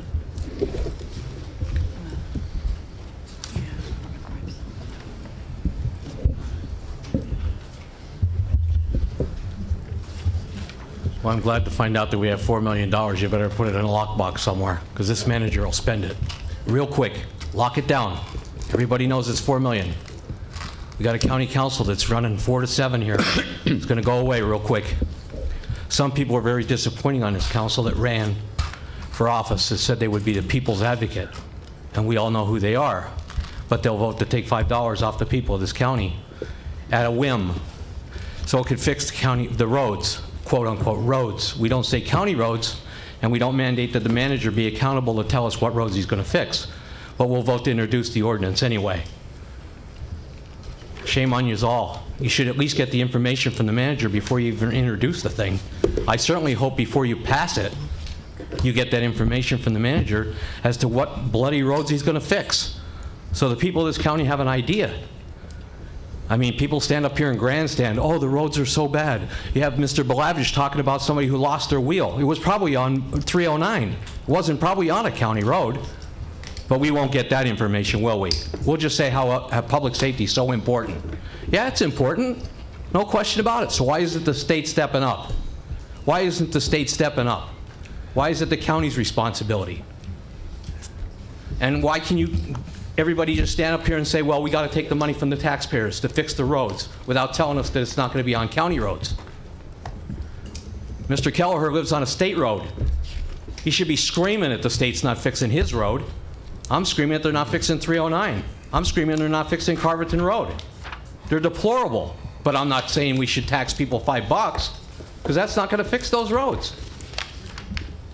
Wake up. Get the manager to tell you what he's spending the money on. Retirement fund from the airport. Have we ever gotten that solved? Are we getting the money from the airport for the employees that work there into our pension plan? Can I get an answer after I leave? Before, at the end of the, is the county airport paying the county for the employees into their pension fund? This was an issue that was raised way back when I was the controller. We've been trying to get the county airport to kick in their fee to the pension fund, yet the manager will stand in the newspaper and say, I am all upset that our pension fund is so expensive. Well, maybe we need to get the airport to kick in their share and stop giving them a buy. How about the employees from the co-op? Are they still in the pension plan? The Penn State co-op, are they in there? Well, we probably won't get answers. Maybe that'll be on old business, maybe. There should be no discussion on introducing an ordinance. I wish the solicitor would instruct council accordingly. The introducing of an ordinance is done by 4 votes only. There is no discussion to introduce an ordinance. The discussion comes later. What you do is you stack the deck. You have somebody come out and introduce an ordinance, then you go around the table to have the discussion, so now the vote is already set, before you even bring the ordinance to the table for a vote. That's not how you run a railroad here. That's not what the purpose of the charter was. You introduce an ordinance, you get your 4 votes, and you move on. That's how it was supposed to be done in the charter, but that, I guess, would take the office of law to actually stand up and represent council. Not going to happen, folks. Only represent the manager. Mr. Ola?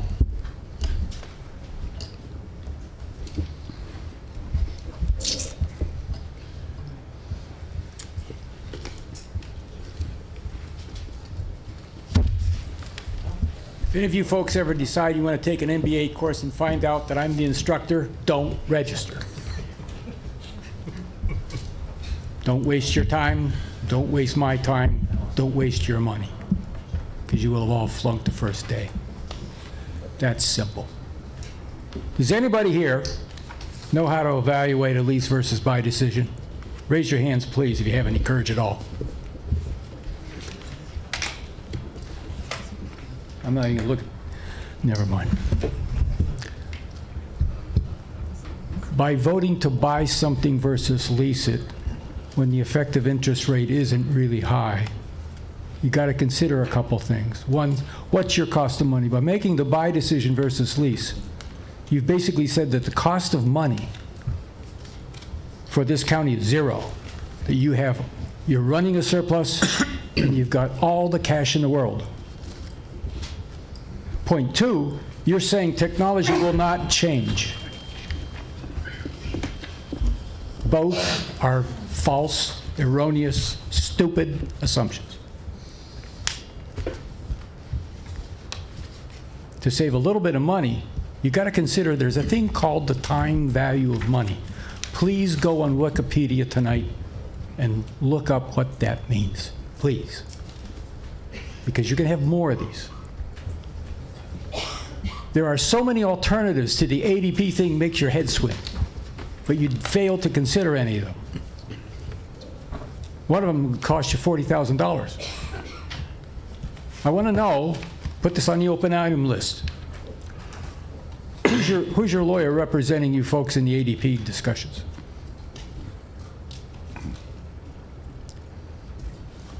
It's just baffling to me. The answer is cancel it. You can always renegotiate it. I have some insider information that you haven't really negotiated with ADP. So I have some numbers, and they're different to the ones you got. I'm not going to tell you how. But let's just say you're missing an opportunity of close to $50K a year, even if you did that, which you don't need to do, which you can't afford to do. I want to know for the next meeting, how many equivalent heads are currently doing payroll in the county?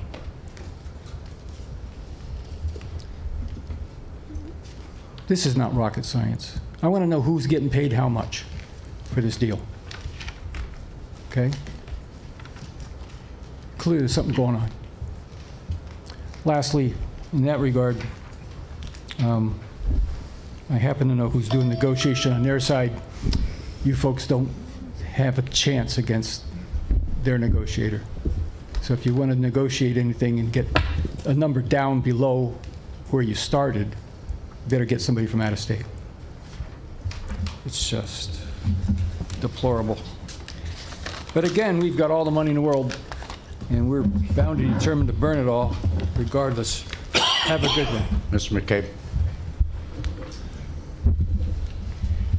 Yeah, on October 10th, I addressed the county manager, the lawyer, the council, and there was a lot of people in this room about the Water Street Bridge. Well, I approached Ed O'Neill back on the beginning of December. Here is almost 5 months. Half of the lights, there's 10 lights on the bridge. It's a bridge like the old Wyoming Bridge with the steel beams up, and there's no room on either side. You can just about get by. Is Ed O'Neill here today? Okay. I seen in the paper in February, March, was an electrician in the county made a statement that anything electrical problem, I fix it. Just let me know about it. Well, why isn't this being fixed, the lights on the bridge? The potholes.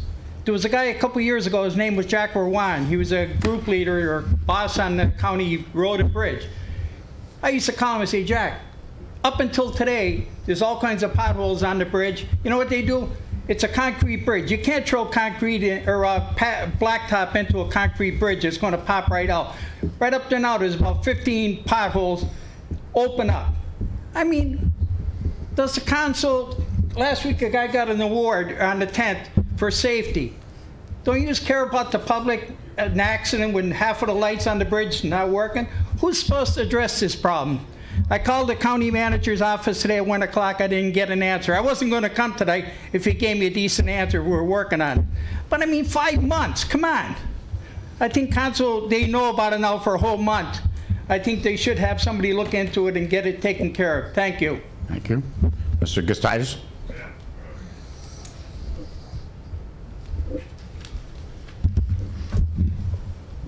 A number of different things. Relative to this $5 fee in the roads, half the people don't even know where the county roads are. The municipalities, Kingston, 44, Wyoming, Westville, they fix their own roads, okay? Wyoming Avenue is a state road, but most of the people don't know where these county roads are. Huntsville Road, as he suggests, is a disaster. They passed it with a couple of holes here or there. The reserve. You have money in the reserve. You're going to nickel and dime that reserve till it's gone with little pet projects, shifting of money there and there. And when it's gone, what are you going to do? Cry, raise taxes, all right? You know, you people play a game, all right? Chamber of Commerce, all right? They're a joke as far as I'm concerned, all right? They're all buddies, all right? Now he pulls out of the deal that he was going to make, but he wanted $700,000 forgiveness. They always come here with their hat in their hand. Forgive me for this. Forgive me for that. Right? They're going to play games with Iron Temple on Franklin Street, which is a beautiful building. They own that too. They'll end up playing games with that. All right? But he's got another bite on a piece of property that they basically got for nothing. All right? He comes in here and he sells you a bill of goods. I heard him. They've done so much of this and so much of that and so many jobs. He's a joke. He's a good salesman. That's about it. All right? You got your cleanup. That's a decent thing. At least you got some prisoners doing something. Okay? Finally, they got them out there doing a little work instead of feeding them, entertaining them, giving them television. All right? $50,000 for new showers. They never had it so good as they have it in the prison, okay? Development grants, Chamber of Commerce is involved in that too, okay? I've known that building for 80 years. They get their hands on a lot of stuff and you let them get away with it because they come here and they sucker you, all right? Because this council is like Washington. You got the reds and the blues, all right? It's becoming a joke. Not a good one, though. Okay? Vehicle fee ordinance. I hope people read the paper. All right? County property ownership map on live. That's a good thing. That's one thing that David did or whoever did it. They put the GIS online so you can go ahead and map out your properties. Some of it, by the way I looked at it, is not quite correct, but it's a good feature. All right? Maybe you got somebody that has some smarts. Thank you. Huh? Thank you. Yeah, I know. My brother-in-law, son-in-law taught him physics. That's good. Mr. Shiner?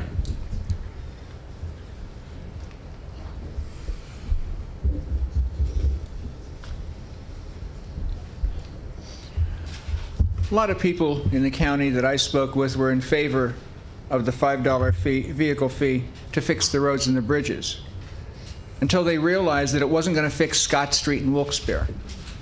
It wasn't going to fix any streets in Kingston. It wasn't going to repair Wyoming Avenue. It's only going to go for the 127 miles of county roads, and that's it. Then they changed their minds. It's part of the problem we have throughout the country, but especially here in Luzerne County. The people aren't involved, as you can see here. When Home Rule started, the meetings were packed, standing room only. We were sitting around on the bleachers on each side of you people where you sat at your council tables.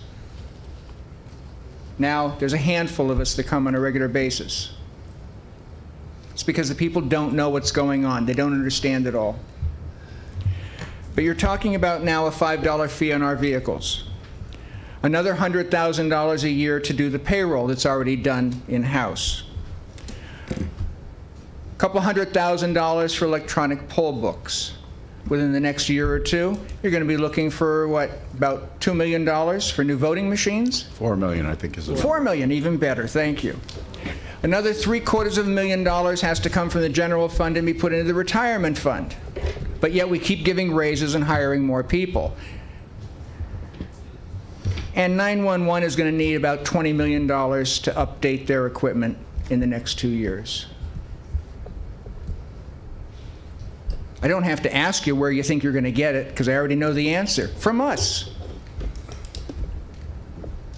Do more with less. That's what you're telling us. That's what you're telling all the people in this county on fixed incomes. That's what you're telling all the families, the property owners in this county that are trying to raise families. Do more with less, because we're going to take it off you. Well, where do you think we're going to pull it from? Out of our mattresses? Because there's nothing there. This county needs to start doing more with less, because there's nothing in our mattresses.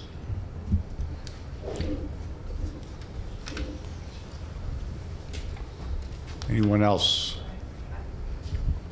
Okay, you only indicated for earlier, but certainly come to the podium, please. Marion, right? Yes.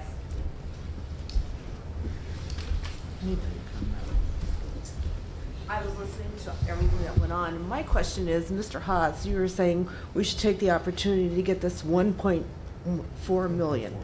Okay, you want to take it, but you're taking it and you said you want to take the matching $5 you thought to give back to the taxpayers. So you're actually giving them back the money that they're giving you for that $5. So how are they coming out ahead? They're not. They're breaking even. What we're so doing what's is the purpose? To me, let her finish, and then we'll. So technically, you're giving them nothing. You're giving them nothing. Correct. So what? This 1.4 million for county roads, you're. And I'm sorry, is it Waclusis or whatever your name is? Oh, it's Jane Walsh Waitkus. Waitkus, okay. 2 syllables. You're saying Waitkus. all of your people are saying vote for this, but are you telling them in the return, do you realize it's for just county roads? Are you saying that to them? Yes, I am. Are you saying these are not county roads that you're complaining about? Absolutely. I find that hard to believe. I'm sorry. Because more people would be here if they knew it was just for county roads and you're paying for just a county, part of the county. It's not benefiting everyone that you want the money from. I'm sorry. May I? Well, are you finished? Yes. Mr. Haas first, and then Ms. Waitkus. Again, Mayor, what I've been lobbying for in my 6 years of council is to tax, I don't know what the term is for it, spreading out tax revenues apart from property taxes. We rely on 84% of our revenue comes from property tax, and that's what, again, the House Bill 76 was trying to spread that out amongst sales tax so that the property has to pay less. And again, my proposal is, why not just have a break even? You're paying $5 for your vehicle fee, but you're getting $5 back on your property tax. So unless you have multiple vehicles, which some people obviously do, it's a wash. But we do obtain the $1.4 million from the state, which in my opinion is they should be giving a lot more to us anyway, but that's not what we're addressing here. We're addressing this revenue that we could possibly get with a minimal impact to the property owner, and we're scaling back property taxes, ratcheting that down because Harrisburg is not acting on that. And again, it's not the best situation, but I feel it's a better situation than just going back and taking $5 from the vehicle owner, or $10 or whatever that is. Well, you realize... Okay, excuse me. Yes, thank you, Chair. I'm sorry. I can talk to you afterwards, too. Your name is Marion. Yes. May I call you Marion? Sure. Marion. Yes. Yes, I explained that carefully to people. Do you realize this is for county roads? As an example, I think it's Mr. McCabe who you were talking about, the Water Street Bridge. It's my understanding that Manager Pedri, the Water Street Bridge is a county-owned bridge. Okay, so they will, because I have met some people from Pittston and West Pittston who say to me, the Water Street Bridge is in terrible condition, okay, and it's county-owned, and, you know, they're hoping that that's one of the bridges on the list. But when I say to people, you know, it's not Scott Street as an example in Wilkes-Barre, you understand that. They say to me, we want to see some improvement. Sometimes we travel on those roads, sometimes we don't. But any improvement would be better than what we have now, because Marion, as you know, people are very frustrated because they're not seeing any infrastructure improvement at all. And I guess their feeling is at least it would be something. But Marion, I don't, you know, hold back. I tell people the truth in that case. But I want you to realize that. Okay. Okay? I just sold my home in 2015, all right? So now I rent. But tell me why I should stay in this county. Why? There's no reason. There is no reason you're going to, because why should I pay? That's something that you have to make a decision on, and unfortunately, what do you we don't have here for senior make that. citizens that are on fixed income that you're going to take more money off of them? That's what you're doing.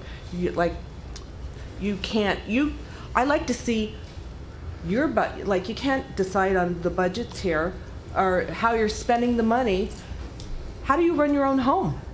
How do you, honestly, how do you people do that? Okay. Do you understand what I'm saying? You can't do this. You had your opportunity to express yourself. Thank you. Mr. Makowski, is that correct? Okay. It seems to me that you're leaning towards that $5 fee.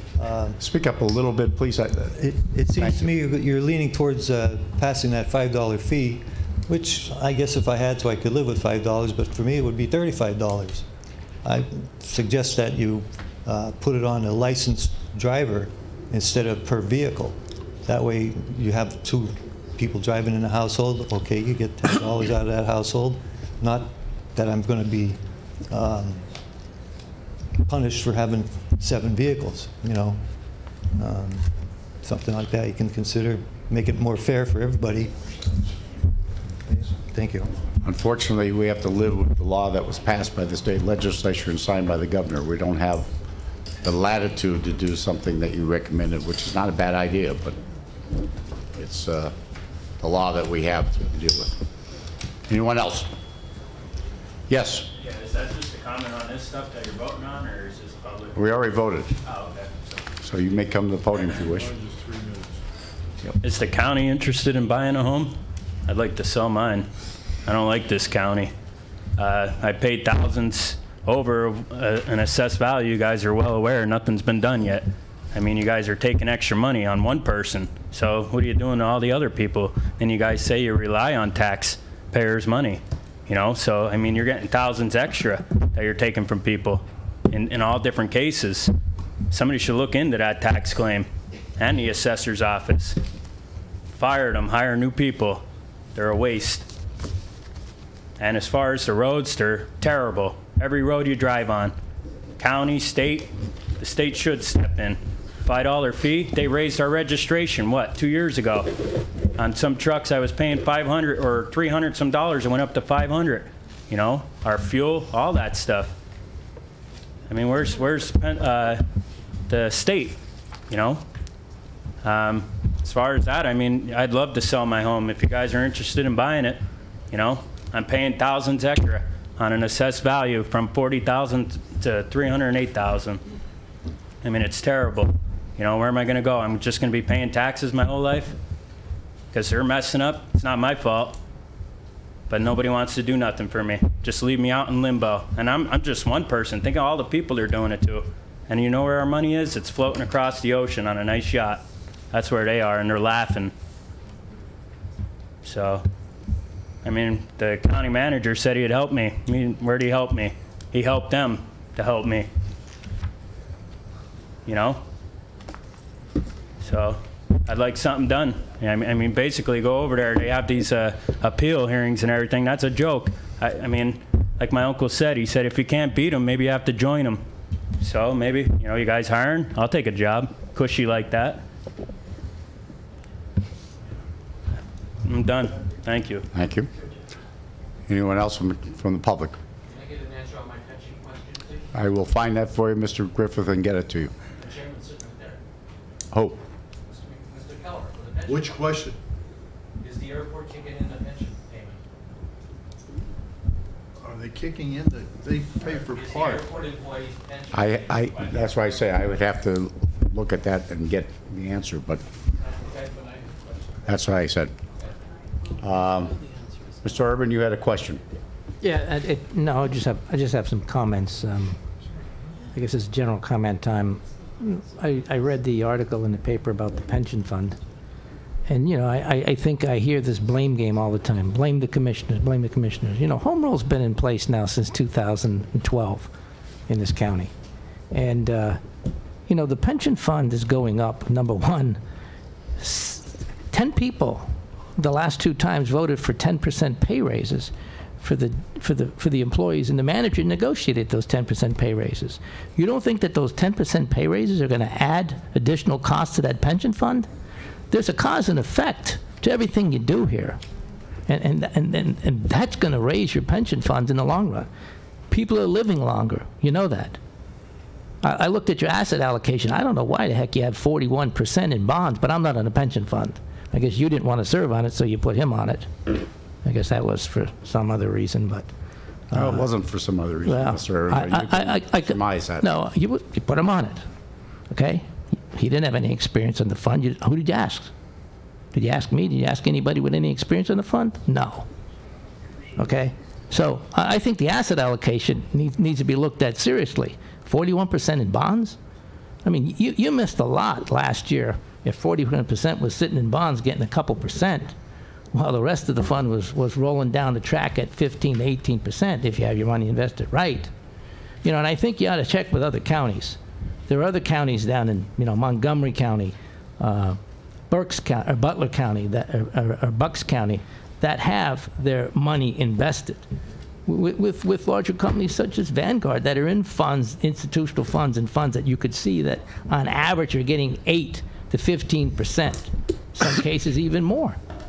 You know, I was a part of reforming the fund with Mr. Morrell, the treasurer, Mr. Morrell, and Mr. Flood.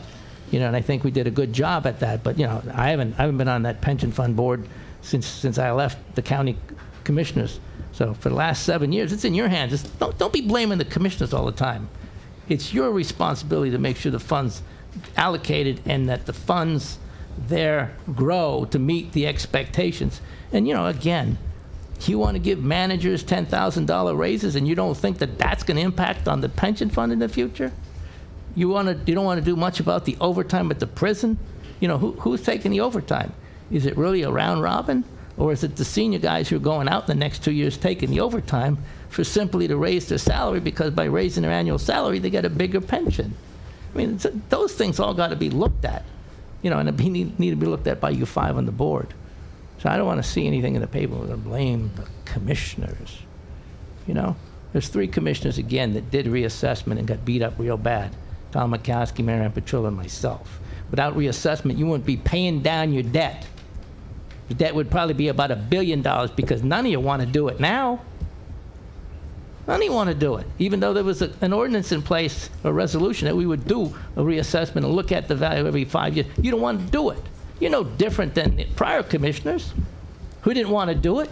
And as a result, they had no tax base to draw from. And as a result, they had to borrow money to pay the bills or close the place down, one or the other.